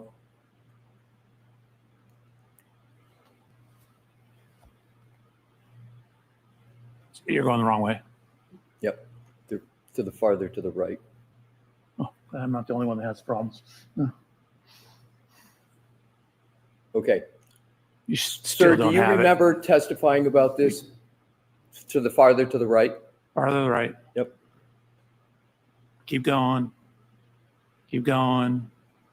A Is little that more. 53 number down there? That column? Right. So if can you we take- can we scroll up a tad so you can see the headers? There you go. Okay. No, okay, go ahead. So am I in the right column relative to start? Is that the column? So there's two columns, like Z is relative to where it started. And then positive is forward. And then as you back up, once you go past 0, it becomes negative. Right. So what I want to do is have you direct us to the column where you calculated 87 feet. It's in two spots. It's at the end of column Y. Right. We go all the way down. Is that in the yellow there? Is that 87, sir? It is. Okay. Is that the 87 number you were Hold referring on a to? second. You asked me to identify. So then it's see where the one next to it says minus 53.429. Yes. If you go up, so it's not a little bit down, a little bit, and see where it's changing directions at 34.157. Yes. You add those two together, that gives you the same result. So it went 34 feet forward and then 50 something feet backwards. Right. And what is the 87 feet traveled? Is that what you're indicating is the distance traveled during the trigger? Is that what the 87 represents to you? That is so 87 represents the total rearward distance traveled during the trigger. Okay. So you believe 87 represents the total rearward distance. Did I hear you correctly? Correct. Now, can you Just please- hold on, to be clear. So it starts, it pulls forward, then it backs up, passes where it initially started, and goes 53 feet further back. That's what I want to get to. How many feet did you say on direct, and did you just say now that it went 87 feet in reverse? Correct. Okay. From its furthest point forward. Well, that's what I want to get to because I want to have this point clear.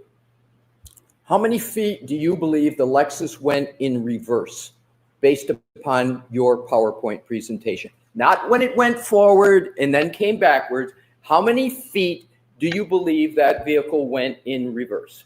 Your question doesn't make any sense because when it went forward, then it went in reverse.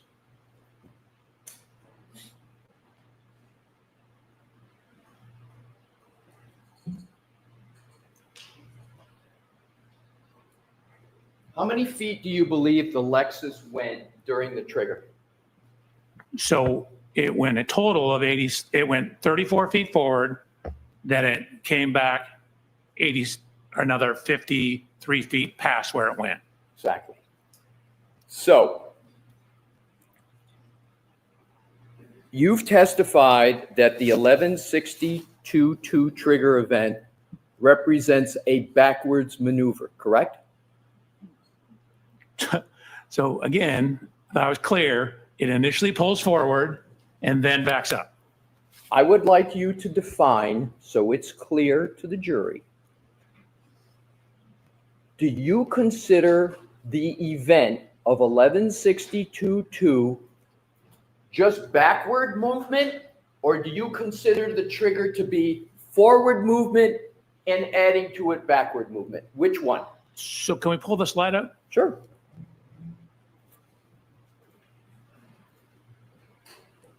Could you zoom in? There you go. No, go back to the left. So that T in the third column for data ID represents the trigger. If you scroll over a little bit to the right, where the highlighted yellow blocks are, you can see 1 is a forward drive gear, 0 is neutral, 2 is reverse. So that's where it's switched from forward to reverse. I mentioned the brake. So you have it on the brakes coming in, slowing, stopping, going into reverse, and then backing up. So you conclude that the vehicle for this trigger went 34 feet forward, is that correct? Correct. How do you know the vehicle didn't go 150 feet forward? How do you know it just went 4 feet forward? How do you know that? So the only data we have is this 10-second window. And so we have the velocity when it's going forward. We know how much time it took to do that. So that tells us how far it would travel. Velocity times time is distance. So are you saying that it is a certainty that it went forward 34 feet and there's no other number of feet it could have gone forward? You're absolutely certain of the 34 number? No. Again, if you look, see where it says vehicle speed? I see it. So at the start of this event, which is the trigger -5, so the trigger is actually where it's triggered, and it takes 5 seconds before, 5 seconds after. But when the trigger happens, it's actually stopped. But the 5 seconds before, it's going 13.6 miles an hour forward. So at the start of the data, it's still going 13.6 miles an hour forward, but it's slowing down. You can see you have the brake, where it says brake SW, which is short for switch. The brake switch is a 1, which means it's on. So when this event data started, it's going 13 miles an hour. I'll ask the question a different way. Are you certain that the distance traveled forward during this trigger event was 34 feet? Are you certain? I'm pretty certain during this trigger event. Pretty certain or certain? Well, I've checked the math. I've had people check my math. So I try to be as accurate as possible. I would say I'm certain, Okay. but I'm an engineer. Okay. So there's no absolutes. There's no 100% in my job. So you're certain of the 34 feet, and is it correct that you're certain of 53 feet going backwards? Are you certain of that, sir? So backwards from its initial starting position. Yes. Correct. Okay. And therefore you are certain of a total of 87 feet traveled that you have at the bottom in that yellow orange. You're certain of that as well? 87 feet of backing, correct. Okay. Now, you also testified on direct, as I understand it, in slide 23, that different numbers represent different gear states of the vehicle, correct? Correct. And a 0 represents neutral? I think it's either neutral or park, but I'm pretty sure it's neutral. A 1 represents drive? Correct. A 2 represents reverse? Correct. Or a 2 can represent slowing down, is that correct? Not for a gear shift number. So you didn't say on direct that 2 could represent reverse or slowing down? God, I hope not. It doesn't. So those numbers simply represent, is the transmission in drive? Is it in neutral? Is it in reverse? It doesn't tell you anything about whether it's slowing down or not. But the brake switch and the brake pressure and the longitudinal accelerometer data gives you some information on that. Okay, so if Your Honor, we could go to slide 30, please. Okay. Mr. Wolf.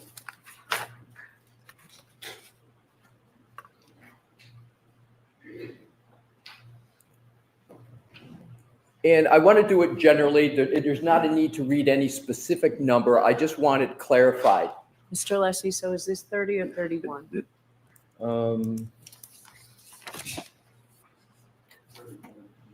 Who's It's laughing? I'm sorry, Your Honor, you are correct. It's 31 in the most up-to-date presentation. Thank you. You see all the numbers in blue font on that slide, sir? I do? Those are all numbers that you have placed on that slide. Did I have that correct in your direct presentation? You do? Okay. So this Excel spreadsheet, there's also numbers in black, correct? Correct. So all the ones that are in blue, those are numbers that you have placed into the spreadsheet. Correct? Correct. The one exception is column N, where it says ship position. Yes. I changed green to forward and red to reverse. So the data in the columns in blue are not from the original data that was downloaded from the vehicle, correct? Like, for example, if you look at column H, I simply did a unit conversion. So it's the same number, it's just in different units. But the black numbers represent exactly as it comes out of the vehicle, but it's the same number. All right, that's what I wanted to get to. So for clarity for this slide, when you download this data from the vehicle, what is in black, those numbers just come right out, correct? As they're stated. But the blue numbers, they don't come out like the numbers in blue. You have to do something, some calculation, some application to get to the blue, correct? Correct. Okay, thank you. You're welcome. Now, we're going to keep that up, Mr. Woke, please. Thank you. And when we need to get to the specific numbers, we'll be fair and make sure you can see them. Now, in these columns, do I understand it correctly that you attempted to account for wheel slippage in the revolutions per minute speed values produced by the car? Not here. You're looking, this is 1162-1. The wheel slippage occurred in 1162-2. Okay, and so if we go to a slide with 1162.2, we will then go to the slide you believe represents wheel slippage. Is that correct? There are data points in that represent slippage. That's my question. In which slide, sir, would you like to pick? 35. Thank you. So we will go to slide 35.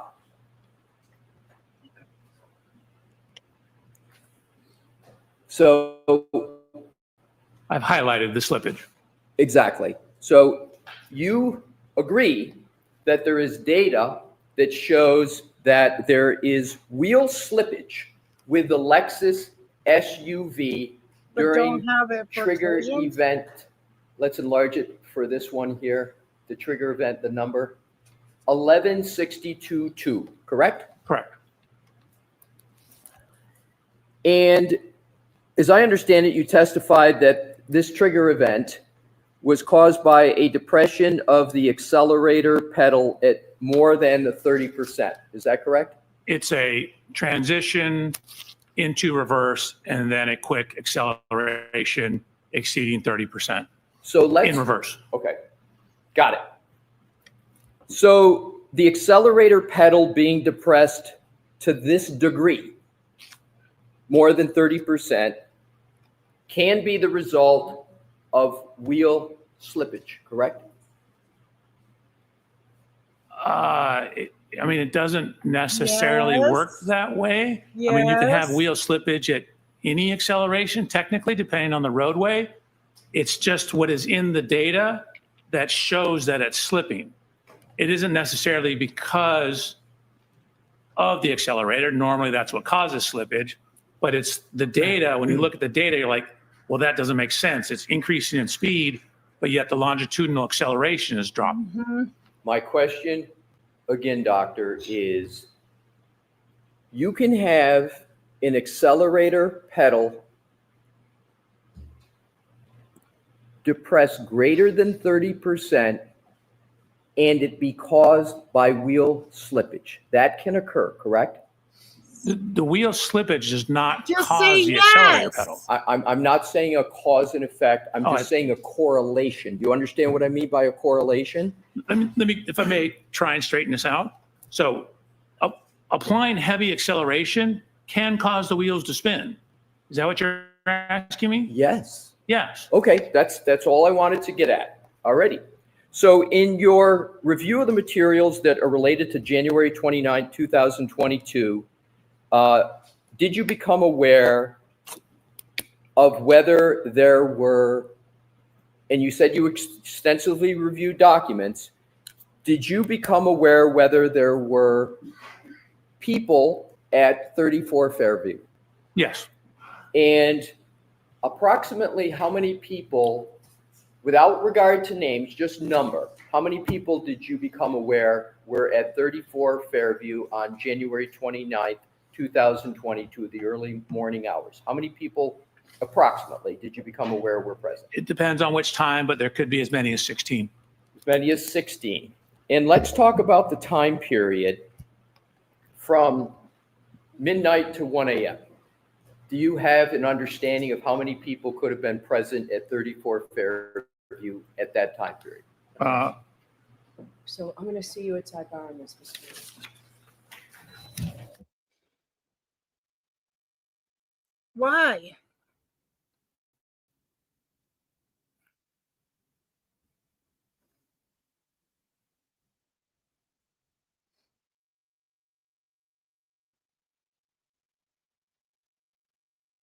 Yes. Thank you.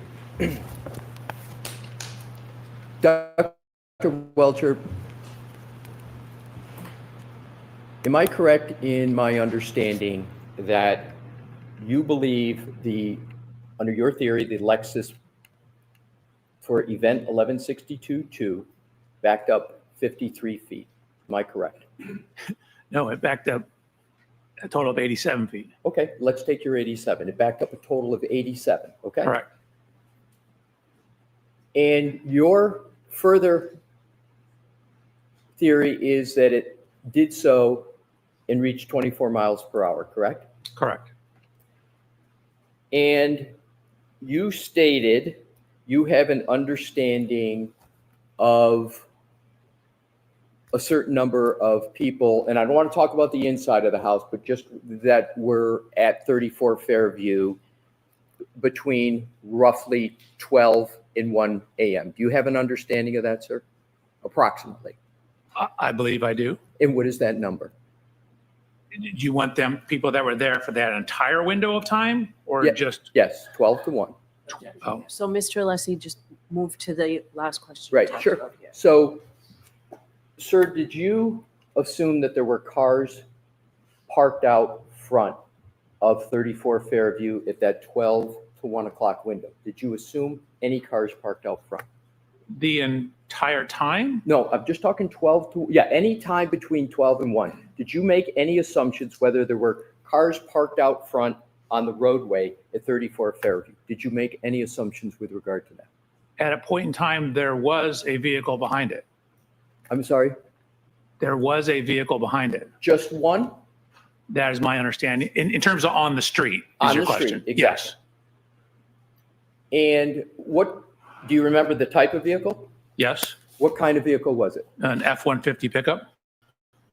Did you have any understanding as to whether Nothing there about a was Jeep? a Jeep vehicle on the road at that 12 to 1 time period?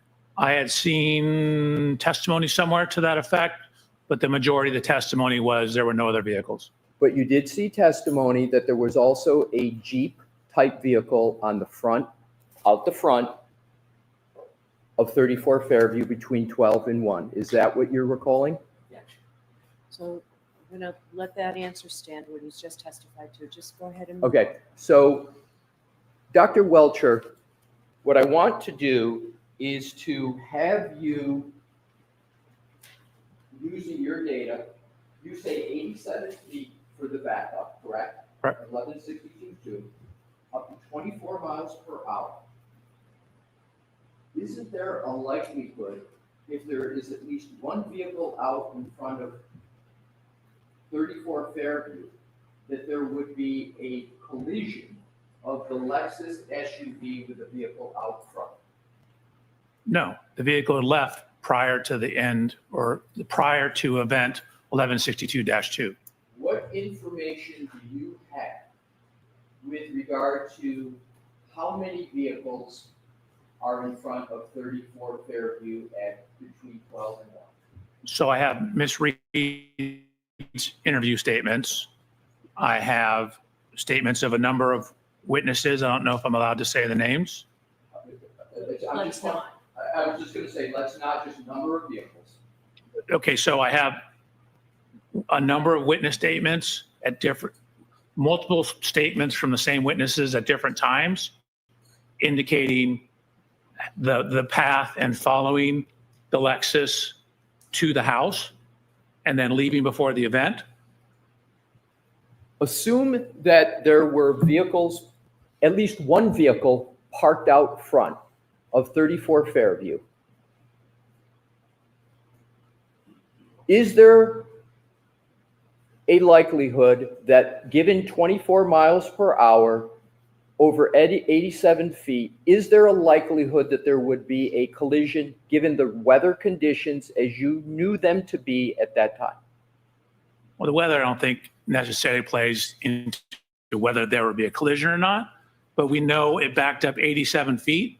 So again, it goes forward like 35-ish and then back like 60 something. And so if something is within 65 feet of the rear of it, or whatever the numbers are, I would need my slides. It was 50. 50, Okay. Yeah, go ahead. 57. If something is within that window, then it would hit it. All right, good. So now let's look at another scenario. If it's going as you describe it, is there a likelihood that the Lexus would also go upon the lawn in front of 34 Fairview? It depends on where it starts.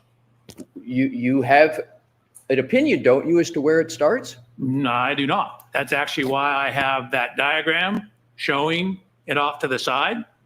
Then I'm how simply can you showing how accident far it moved reconstruction forward, if you how don't far it know moved what- back. Exactly. We don't know where on the roadway it started. Exactly. You don't know where on the roadway it started. And therefore, all you have is the distance covered, correct? Correct. So, but you're saying the distance is 87 feet, correct? 87 feet backwards, yes. So backwards, 24 miles an hour. Have you ever driven a vehicle backwards 24 miles an hour, sir? Yes, I think I've driven this Lexus backwards 24 miles an Right. hour. So if anybody who's driven a vehicle back, have you ever driven any vehicle back 24 miles an hour at 1 o'clock, 12 o'clock in the morning? Probably not since I got out of high school. Have you ever done it when there's a storm that is beginning? No. Have you ever done it when there is less than clear visibility? No and no. And have you ever done it when there's low lighting? Oh, maybe when I've been up skiing in the snow, I've done it. But again, that's been decades. Right. So 87 feet, 24 miles an hour. Are you saying that in every instance that vehicle will stay on the road and for 34 Fairview, it wouldn't go up on the lawn? When you mean every instance, mean like every possible location on the road it starts from? Correct. No, there's some spots. If you start here, it's going to go up on the road, on the yard. If you start too far on the other side, you're going to go over into the neighbor's yard.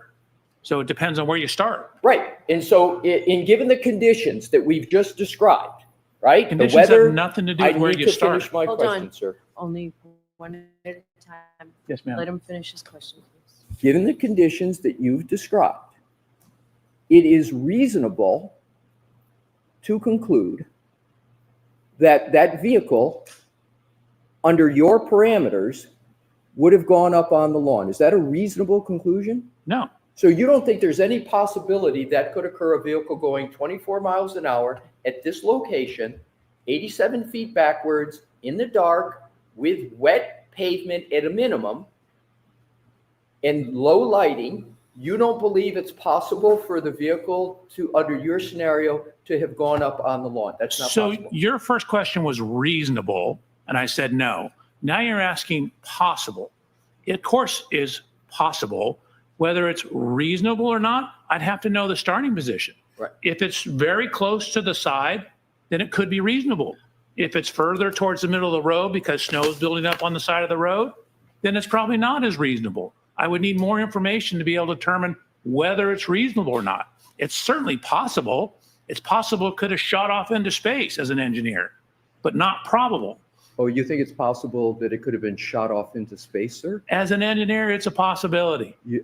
It's a possibility that Absolutely. this Lexus could have been shot off into space. Yeah. Highly, highly unlikely. But All right. again, you're asking an engineer about possibilities and probabilities. Let's get back to reality. So in terms of the Lexus itself, because you, under your method of analysis, don't have the starting point, you can't rule out that under your scenario, the vehicle would have gone up on the lawn. You can't rule that out, can you, sir? I cannot. No, it could have. Okay. Now let's go to the next topic.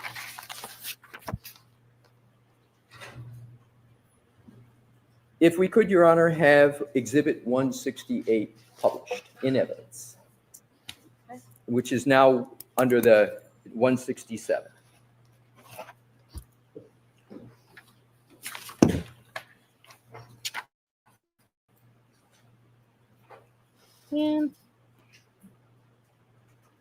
Now, as I understand your testimony, Dr. Welcher, you believe that it's possible that the Lexus taillight could have caused these wounds to Mr. O'Keefe's right arm. Is that correct? Correct.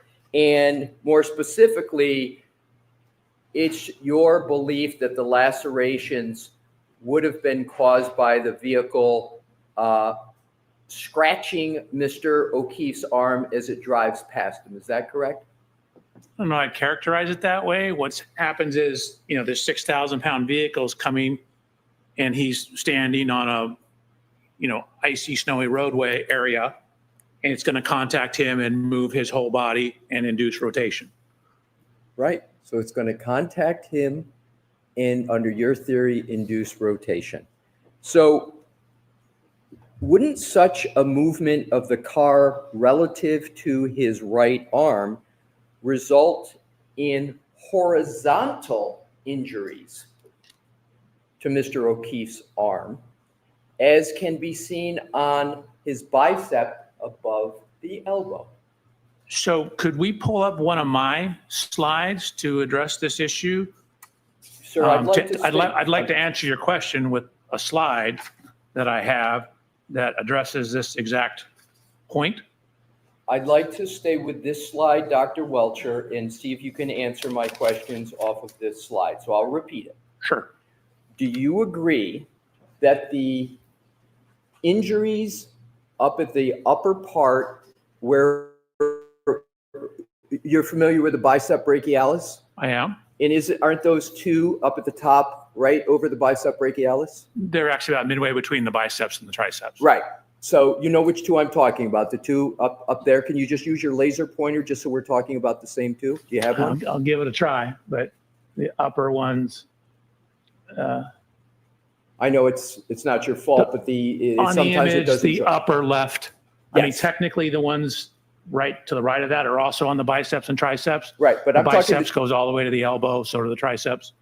Right, so I'm talking about the two that are the farthest up. Correct. All right, would you agree that those are in a horizontal orientation? Generally, yes, which is what you'd expect with your arm like this and the tail light coming across like this, which is what I showed in my slides. My questions are trying to keep this moving. I just asked if those are in a horizontal orientation. Yeah, Yes more or or no? less. They're angled down slightly, but more or less horizontal. Okay. Isn't it true that if Mr. O'Keefe's arm were to be flexed like it was with the test subject in your blue paint test, the lacerations on Mr. O'Keefe's forearm would be oriented in a vertical direction? Absolutely not. If you pull up my slide 117, it'll show exactly that it is like perfectly horizontal. When you're standing like this, and this is the tail light, the laceration, when it comes across here and pushes my body, it's going to make a horizontal laceration because the 6,000-pound vehicle is going to push me out of the way. As this pushes me out of the way, it's going to drag and create a horizontal laceration across my arm. This is exactly what you'd expect. So let's talk about the forearm, sir. We may have miscommunicated. I'm talking about the lacerations on Mr. O'Keefe's forearm now. So we're switching from the arm to the forearm. Correct. Gotcha. Wouldn't those be oriented in a vertical direction? No. Again, you have the vehicle. If this is me and this is the car, it's pushing and pushing across like this. And with your arm bent like this, it's going to cause laceration as it pushes my arm away. It pushes like that. Okay, I And got it. My slide shows this quite clearly. So you disagree, you do not agree that the injuries to Mr. O'Keefe's forearm under your theory would be oriented in a vertical. You disagree with that. It's just want to get that on the record. Oh my I Lord. disagree with that. Okay. Now, also, do you understand that under your theory of injury here, that there would be injuries caused in two different directions by the same movement of the car? Agree or disagree? I'm going to say I disagree. You need to give me a little more. You're going to have, again, this is a glancing or a clipping type impact. And so it's going to be it's going to sweep across the arm, which is what causes the horizontal lacerations. We're talking about a flat surface, right, sir? Approximately, yes. And therefore, you would have to maintain contact with the arm as the car moves. Am I correct about that? Maintain contact with the arm? I'm unclear what you mean. What I'm trying to do, sir, is to get under your theory, right? Given the contact that you've described, what would you expect to be the orientation of the wounds to the upper part of the arm and to the lower part of the arm? Just like it's shown in this photograph. Okay.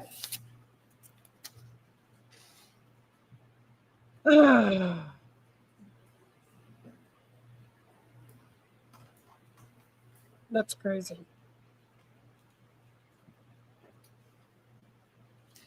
Isn't it the case with your theory that the tail light would have to break?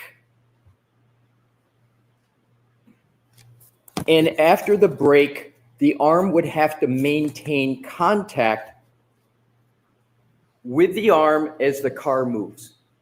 So that is what happens in pedestrian contacts.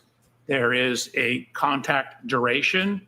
For example, you asked me earlier in that calculation you had me ran, you said 0.01 seconds. That was the contact duration. So when you have things like this, and that's why you have to allow, if you do testing, the body to move, because the car is going to hit the body. It's going to cause it to move. The body's going to rotate away, and the car is going to continue on in that clipping type impact. So the arm is definitely in contact with the rear of the car for some time. That's what I wanted to get to, is simply that under your theory, the taillight would break, and also the arm would need to maintain contact with the taillight area as the car moves. Is that your supposition? So at a point in time, it'll stop contact, but the 6,000-pound vehicle is going to want to continue moving on. It's going to push. It's going to initially contact the arm and then push the arm away as it rotates the body. So yes, it's going to maintain contact until the clipping is over and the vehicle continues on. So my next question is simply, how long do you believe the arm needs to maintain contact with the taillight after, under your theory, it breaks, to produce those types of wounds that you say came from a taillight? We don't have enough information to determine that. Right. You don't have enough information to make that determination, do you, sir? Correct. And But we know because of the laws of physics that it has to be some amount of time. It doesn't occur instantaneously. so now we do apply the laws of physics to the right arm that weren't applied before because you applied a paint experiment. Is that correct? You're now applying the laws of physics to the injury to the right arm. But you No. didn't do that in your report. Nope, always applied the laws of physics. The paint experiment, as you're referring to it, was to look at basically the orientation of the scratches that matched this. So that was an engineering experiment to correlate height, position of the taillights relative to height, orientation of the lacerations on Mr. O'Keefe's arm. You just said, sir, if I heard you correctly, you, to answer my previous question, applied the laws of physics. That's what you just said, correct? So the laws of physics cover more than Newton's second law.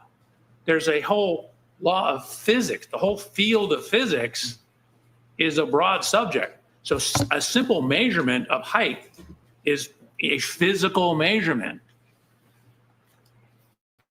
Sir, I have your entire report in my hand, right here. Where in the report do you apply the law of physics to the right arm of Mr. O'Keefe? Where? So in the paint experiment we did, the laws of physics about gravity, orientation, things like that, I didn't apply Newton's second law as we already went through. But again, those simple position arm angles, the possible physical arm angles, those are all generally governed by the laws of physics. The laws of physics are very broad. Sir, I'll ask it this way. Where in your 14-page report do you even mention the laws of physics related to the right arm of Mr. O'Keefe? So in terms of applying the laws of physics. I'm not asking applying, just where in the report is it mentioned law of physics relative to the right arm? Can you point me to where? Would write a report that said these are the laws of physics. I would say these are the numbers, but for example, the timing in GPS, how a clock times, the concept of a second, what does that mean? Those are all concepts of physics. So the timing, the GPS, the mileage, how we calculate the mileage, those are all based on the laws of physics. I'm talking about injuries to the right arm. It's not what you asked. You asked me about my whole report. Sir, if you could, please, I just need to finish my question.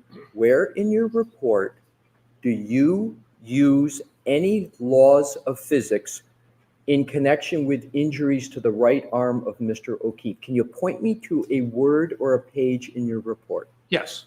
Where? 2A, 2A Roman numeral 1, 2A Roman numeral 2, 2A Roman numeral 3, 2A Roman numeral number 4, 2A Roman numeral number 5.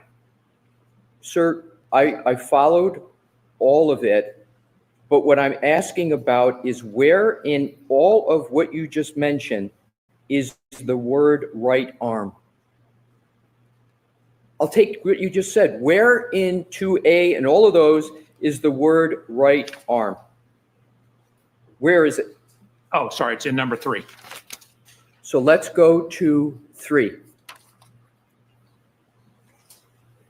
You state the location and orientation of the laceration on John O'Keefe's right forearm and right arm are consistent with the geometry and orientation of the right taillight of the Reed 2021 Lexus LX 570. Where, can you read the next sentence? I'm sorry, is it see PowerPoint slides 102, 120, correct? Correct. All right. I want to just start with the report. Did you apply any force analysis to support 3? So in terms of the force analysis, I did not do an F equal MA analysis, but in terms of, say, the contact pattern, I obviously had to apply some force, even at 2 miles an hour, to do that. So the answer is what you cited, number 3, you did not use a force analysis, correct? So force was applied to my arm in the paint test. I didn't do an F equals MA force analysis. Thank you. You're welcome. So now let's go to the Stop it. horizontal movement we were talking about with regard to the car. Go. And you can agree or disagree. Sorry. The picture's done. I'm sorry, we'll take that down. Do you agree or disagree that given a horizontal movement of the car, vertical lacerations would be an inconsistent injury pattern? So horizontal motion generally will cause a horizontal laceration.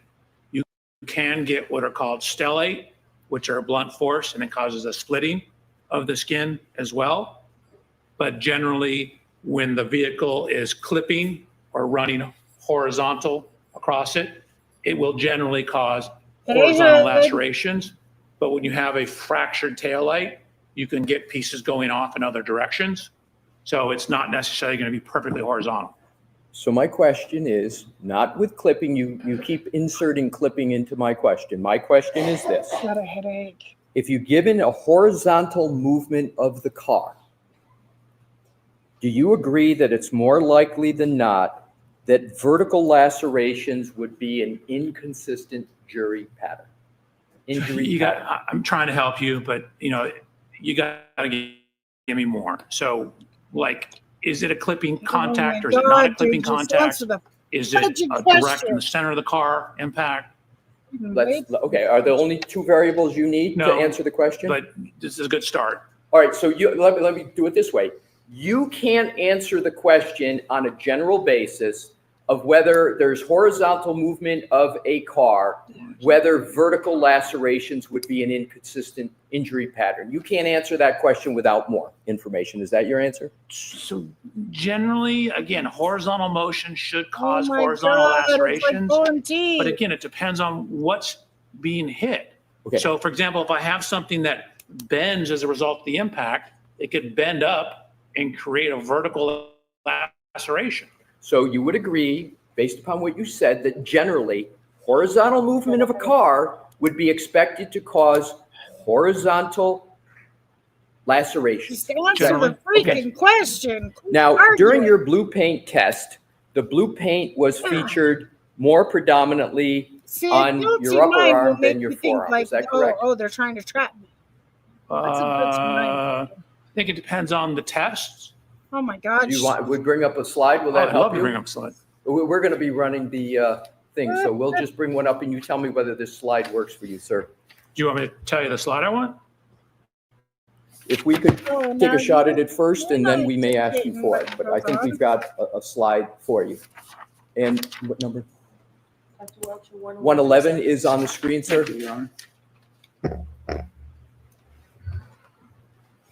Oh, he's giving me a headache. I mean, gee. Is the blue paint Teeth. more predominantly on your upper arm than your forearm? Is there more blue paint on your upper arm than your forearm? Probably. This is the one where I actually walked sideways into the back of the car. Oh my The one where Lord. the car's moving is probably a little better representation. Sir, I'm just asking you a question about this slide. If you Okay, could just focus on this slide here, and if you can't answer it, so be it. I just answered it. Is the blue paint featured more predominantly on your upper arm than your forearm? It sort of looks like it. I didn't actually measure the total area of it. All righty. So on direct, you stated that in order for the injuries on Mr. O'Keefe's forearm to have been caused by an impact with the taillight, his arm would have needed to be held outstretched as you did in your demonstration, correct? You would need some degree of outstretch, yes. Yes. So isn't that an example of confirmation bias? Yep. No, that's matching the contact pattern to the injuries. But don't you have to select among other choices this outstretching of the arm? Don't you have to make that selection from among others, correct? So that was matching the physical evidence on his arm to the physical evidence on the car, and then running a test to see if dynamically those matched up. So You would it's, have bruises. I didn't have it hit the exhaust pipe, for example, because there was no assertion it hit the exhaust pipe. There was no damage to the exhaust pipe. So it was based upon the evidence, and the testing was done to test, to use your vernacular, the hypothesis that that's where it came from. Sir, have I ever asked you anything about a tailpipe in any of my questions today? Yes. I have not. I've never Yes, asked. you have. You asked me about the totality of the rear of the Lexus, which includes the tailpipe. All right. I am not going to be asking any questions that involve the taillight in any fashion. So what I'd like to do is to go back to the question that I'm asking, which is, did you consider, as part of the scientific method, in terms of more than one hypothesis, did you consider in your analysis any other orientation of Mr. O'Keefe other than the one you selected for your paint test? Yes. And where is that consideration of other hypotheses stated in any report? It's not. I was just looking at the damage that was up on the sheet metal. Okay. So are you saying that you considered other orientations But didn't put it in of your Mr. O'Keefe presentation? relative to the vehicle as part of your analysis? In terms of where exactly the hand would be, some slight different angles in the forearm, which is from the elbow to the hand. I did consider that, but all the physical testing is done with the hand hitting the approximate center of the taillight. Do you have any notes that you took for these alternative orientations? The hand in the center No, of I the think I taillight? just included photographs of that damage. Do you have any proof at all that you considered those other orientations? Anything in writing? No, I don't believe so. All right. Did you consider any other locations of Mr. O'Keefe under your theory relative to the back of the SUV? Sure. In the beginning of this, I started about, hey, it's all over. Could be anywhere on the back of it. Then whittled it down based upon the evidence, started eliminating various hypotheses based upon the evidence, and came to this conclusion, eliminating hypotheses based upon the taillight fragments near his body, the lacerations, his height, the height of the taillight in the Lexus. So it was an iterative process. Did you mention any of these supposed hypotheses in your direct testimony? No, because I was able to reject them. I didn't come in here to tell these people what didn't happen. I came in here to tell them what I believe happened. Would you agree, sir, that the scientific method earlier has the scientists identify various hypotheses, go with the data that supports it, but you show your math as to why you're rejecting hypotheses. As you said, you rejected them. I'm asking for proof that you considered other hypotheses. Do you have anything in writing, any notes at all, any videos, tests that you did, documentation of other hypotheses other than picking this one? Do you have any documentation of that? So I did a bunch of tests with the Lexus. I did backing tests. I looked at how the rear system worked to see if it would autonomously brake. I confirmed it did not. So I eliminated that as a hypothesis. I tested Trooper Paul did. the steering. I tested the transmission, And what Mr. 1, Capel 2 did. represented. So I did a whole bunch of tests on the vehicle. I understand you say you did a bunch of tests on the vehicle. My question is, did you ever take the vehicle and position yourself or anybody else in various locations to determine whether or not your hypotheses could be properly rejected. Do you have any documentation that you did that? I mean, I did do one static and 2 dynamic tests in very similar positions, though. So I did a total of 3 tests relative to the arm. Where is the documentation for that, sir? It's in the file. I gave it to you. Some of the slides are some of it. All right, so Mr. Alessi, I think if we're going to, I am, and I'm going to move on, Your Honor. So okay, but Mr. Alessi, hold on, we're going to do that for you. Can I ask, I just have one other area, Your Honor. I can do it in short order if I could, Okay. please. I wasn't finished my. Go ahead, finish your answer. I'm So sorry. slides 109, 110, 111, actually through, I guess, 121 deal with the testing of the hypothesis. We'll come back to this at another time, Dr. Welcher.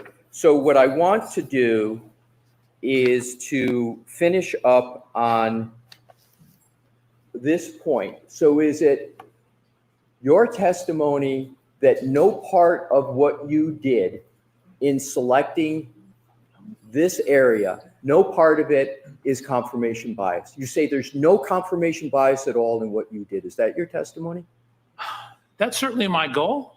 I try and eliminate all confirmational bias. I didn't start out at this particular location. This is where the physical evidence led me to. So I would say the conclusions are supported by the science. My question is, did you engage in any confirmation, and this will be my last question, did The you answer is no. engage in any confirmation bias in terms of how you approach the issue that you have testified about in written reports? The answer is still no. It's a good All point. right, so, okay, thank you. All right, so jurors, we're going to send you home because we still have work to do here and we don't need you waiting there while we do it inside. So tomorrow is a half day. We'll see when exactly that half day ends, but we won't be here until, we won't go until 4 tomorrow.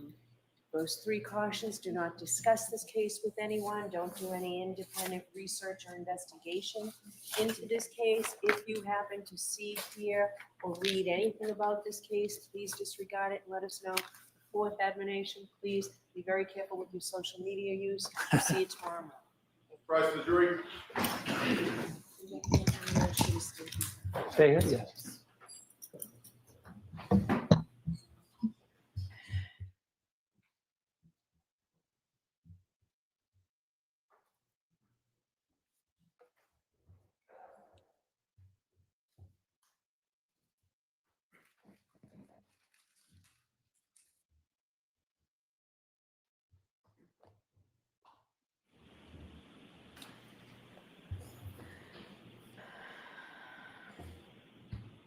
You may be seated.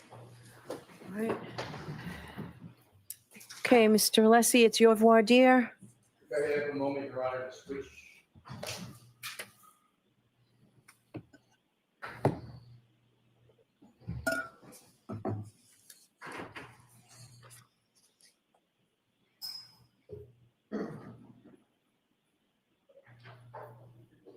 Your Honor, Yes. can I have a load up my slides? Yeah, can you do that while you're sitting here answering questions? Yes.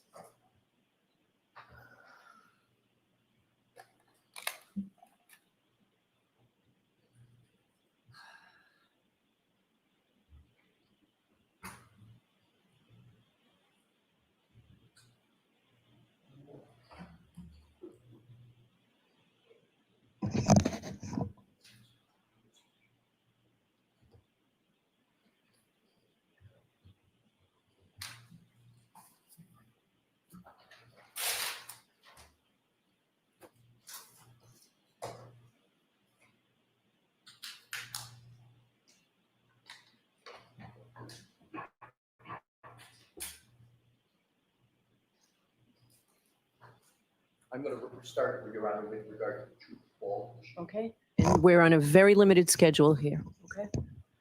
Okay, Your Honor.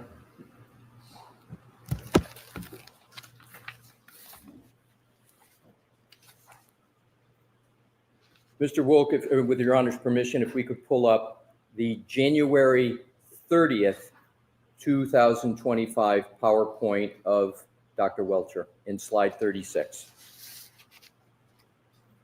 Wonder what this is about.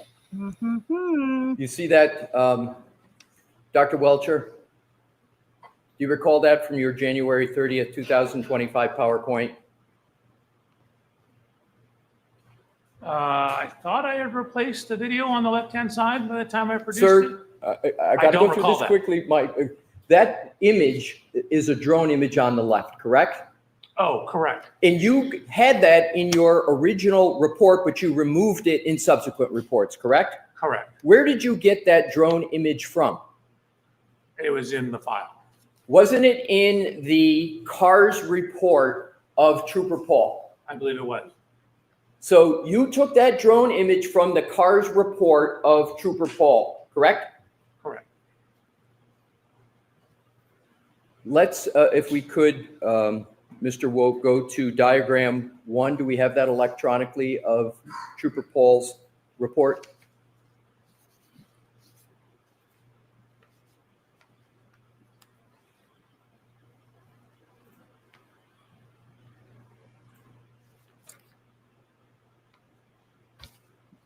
Do you recognize that as diagram 1 from Trooper Paul's report?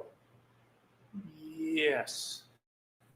So, and that's the diagram that you took that image and you put it in your January 30th, 2025 PowerPoint, correct? I'm pulling up my version of PowerPoint.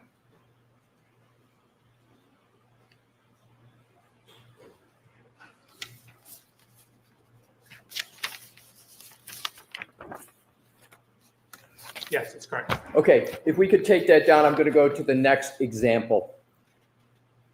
We could go to Dr. Welcher. I'm sorry, actually, can we go back to that? Yes. With Your Honor, why do we? Well, I have limited. Go ahead. so that particular diagram I did not use. If you notice, the diagram I used has different cars and doesn't have all the writing about the position of things on it.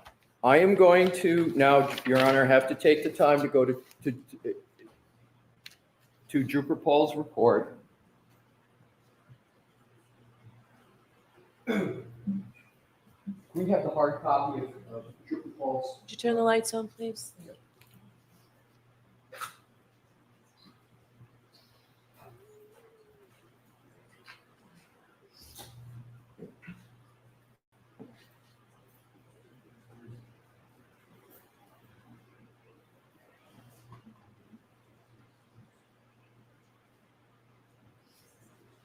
May I approach, Your Honor? Yes. I'm going Show to. Mr. Brennan. Yes, Mr. Brennan, this is. May I approach you, witness? Excuse me, Dr. Welcher. You see this first page, do you recognize this as the cover page for the Trooper Paul report that I was referring to? So can you show me the signature? You want to look at the report, sir? I I'm do. not so sure there is a signature on the report.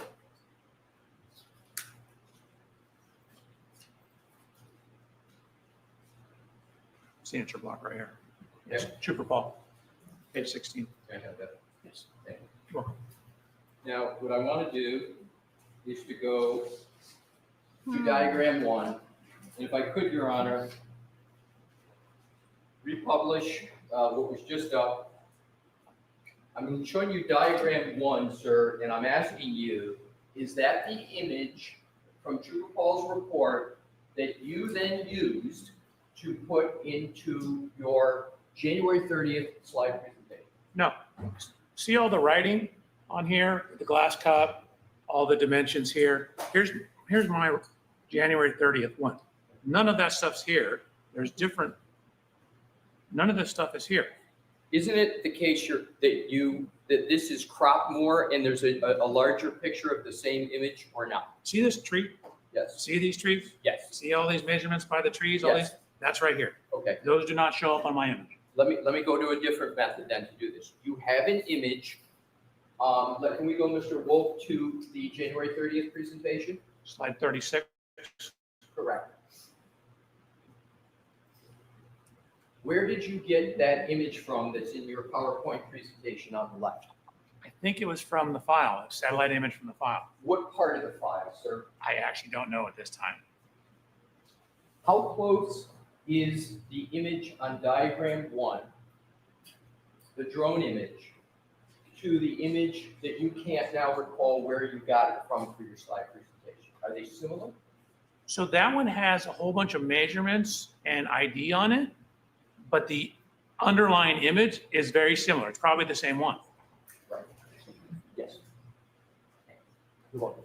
Do you know of any other place you could have, let's put the presentation back up on the slide presentation.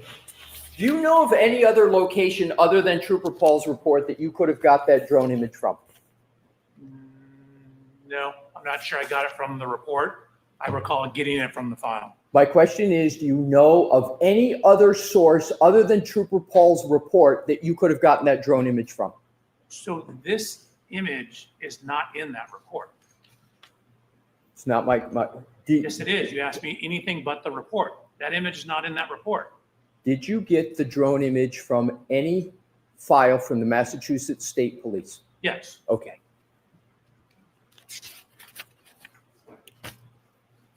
Did Trooper Paul work on any drone images to your knowledge with respect to 34 Fairview? I don't know. But you would agree that the drone images are from the Massachusetts State Police file, correct? Give me 1 second.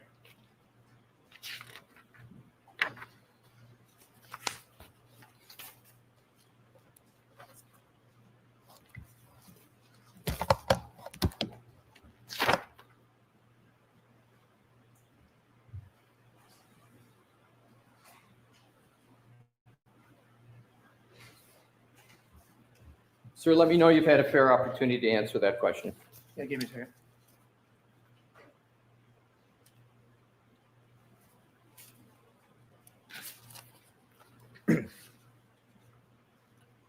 Yes, it came in a file called cars-trp.jopal.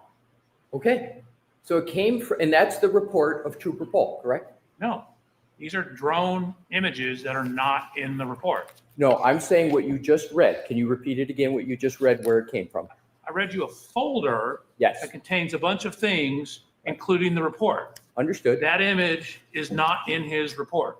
Can you read the file name again that you just read? The folder name Yes. is cars-trp.jopal. Okay. And did you get the drone image from that file folder? I did. Okay. Thank you. You're welcome. Now let's go on to the May 26, 2025 PowerPoint that you created. And I'd like to go to slides 25, 26, and 27.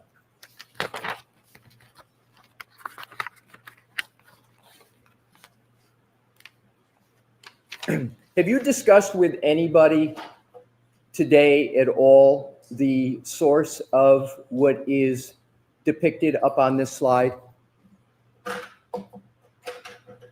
No. Okay, so let's now go to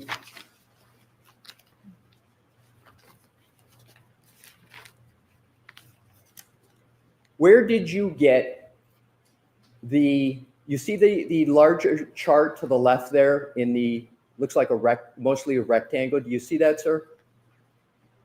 What slide are you on? What slide is that? 25, I believe. Okay. Okay, and then if we could click to 26, because it looks like it's the same. If we can go to 26 and 27, looks like it's the same one. You tell me. Similar.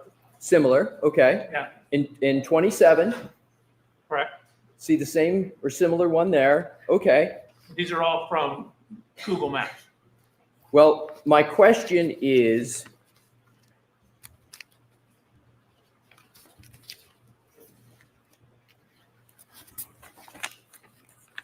May I approach, Your Honor? Yes. Thank you. The question is lame. Let me ask you this so I don't have to keep going back and forth. Do you have access, sir, to the cards report of Trooper Paul on your computer? Think so? You remember the name of it? I don't. We'll do it with the hard copy. Mr. Brenner, I'd like to show this one. Thank you. So if I could approach, Your Honor? Yep. So you see what I'm pointing to right here, which is page 10 of Trooper Paul's cards report. Do you see that? Is this the same report dated 1/29/2022? I believe so, sir. Let me just take a peek. This is, you can just compare this to the one I have in my hand. Take it and look for any identification it gives you. Right? We got the same one. Yeah, mine's frozen. Okay. So let's do paper. Okay. So we have that report. Mhm. And I now am referencing page 10 of that report, and I'm looking at the chart on page 10. Is that chart on page 10 the same or substantially the same as the chart that is up on your slide presentation right now? So it's not the same. I did not use this data at all, but we both use Google Maps. Okay. Alrighty. Now let's go to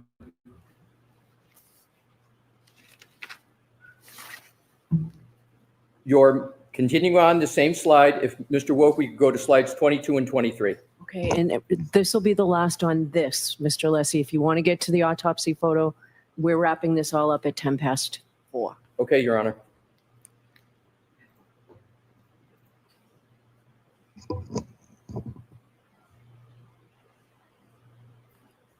You see these photos? I'm sorry, You see the photos that are up on that? I do. Okay. Do you, in terms of those photos, do you recognize any aspect of those photos? Yes. What do you recognize in terms of the person in it? Oh, you want me to limit it to just these 3 photos? Any photo that would be, this photo or any photo similar to it. But let's start with just these 3. If I have to limit it to these 3, I don't know who that is. Okay, and if you don't limit it to those 3, who would you conclude it is in those photos? It appeared to be Trooper Paul from other photos. Okay, so you can tell from other photos that this is Trooper Paul in these photos, correct? I have photos of Trooper Paul in the car. I don't know that someone else switched out. I have no reason to believe this isn't anybody but Trooper Paul. Okay. Would you have any understanding that there's any other trooper that would be doing this type of analysis other than Trooper Paul? Someone else took the photographs? No, I'm talking inside the Oh vehicle. my sorry? God. Inside the vehicle doing what's depicted here. Someone is inside the vehicle taking the photograph. What's your best conclusion as to who that is? Trooper Paul. Thank you. Your Honor, that is, Okay, so next topic. yes, Go right thank you. ahead. And I just need to reload, if you will, with regard to that topic.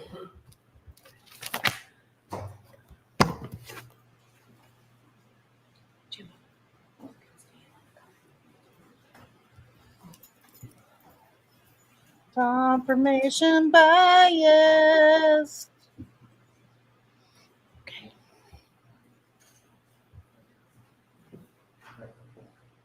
If you could, if Your Honor, you can go to slide, and I think I can do this fairly quickly. Okay, If you can go, Mr. Woke, to slide 131 of Dr. Welcher's PowerPoint presentation.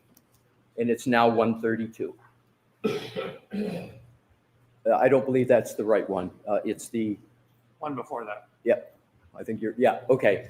So this is slide 131 from your slide presentation, correct, sir? Correct. And if you look to the far right, I'm sorry, Mr. Woke, you go to the other one. Yes, that one, and scroll down so we can see what's in green. For that depiction, that is from Dr. Scorty Bellows' autopsy report, page 3, correct? Is that where you got that from? It's from the report. Take your word for it on page 3. So, but it is from Dr. Scorty Bellows' autopsy report, correct? Right. Now, if you could go to, if we could zoom back out and go to the multicolored image in the center, up at the top. Just go straight right there. Yep, I got it. Yep, thank you. if you can go to the very top line, it says autopsy report performed by Irene Scorti-Bello, MD, PhD. If you could scroll back over, date of autopsy, January 31, 2022, and then you see final diagnoses. That is all directly from the autopsy report, is it not, sir? Yes. And that is in your slide presentation, correct, sir? This is page 131 of your slide presentation, correct? Correct. That's all I have, Your Honor. Okay, you are all set, Doctor? Thank you, Ron. All right. Oh, did you have any questions, Mr. Brennan? If it'd be helpful to the court, I have a couple quickly. Okay. Can I keep under 2 minutes?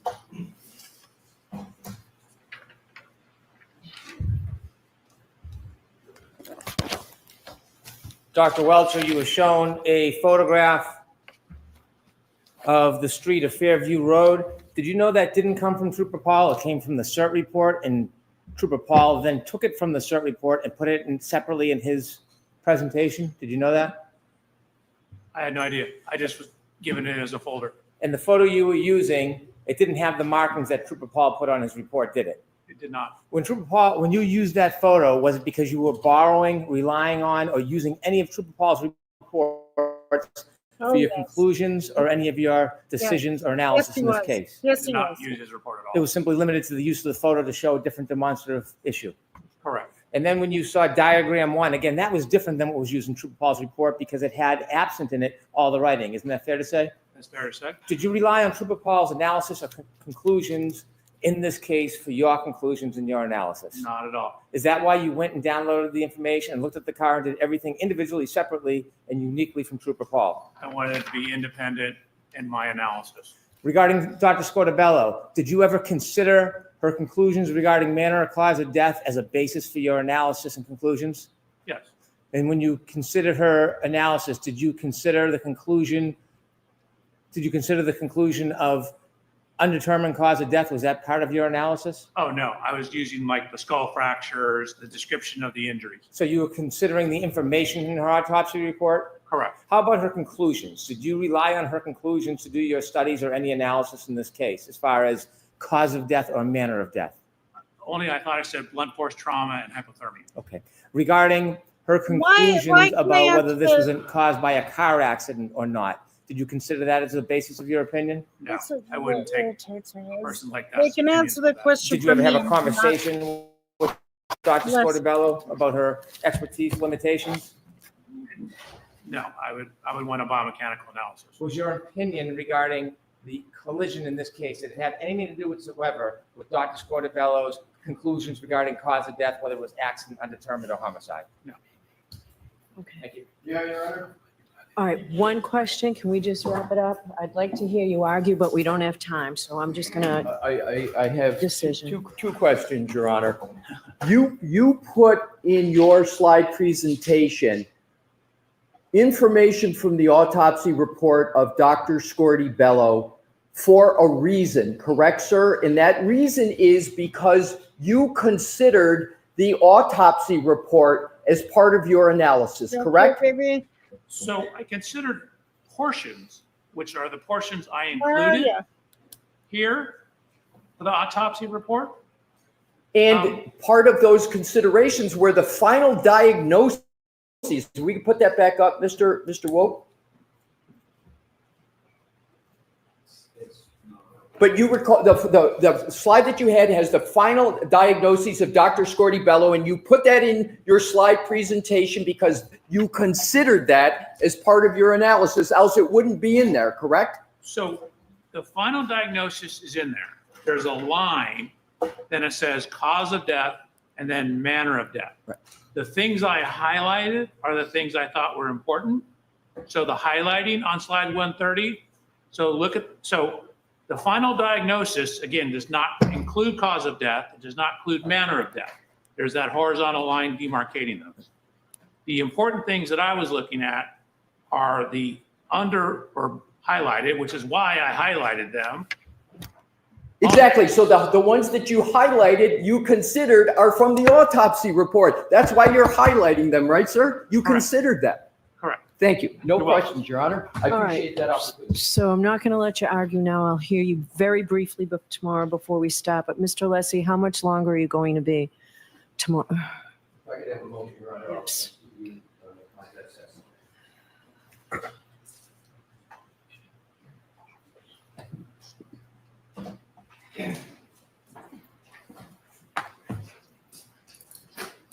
I'm about halfway through, Your Honor. I think it will take up, tomorrow. If we can get through things quicker, I would like to do that. If we did it today, that's my best estimate. So we're half a day tomorrow. Oh, that's right.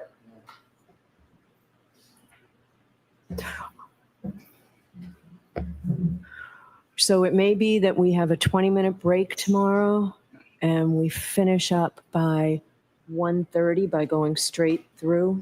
We've got a juror who has an appointment that we told her she'd be able to make. So I'd like to do everything we can so that Dr. Welcher doesn't have to come back or stay here another day. So let's just see what we can do, and we will do the same thing for your experts as well.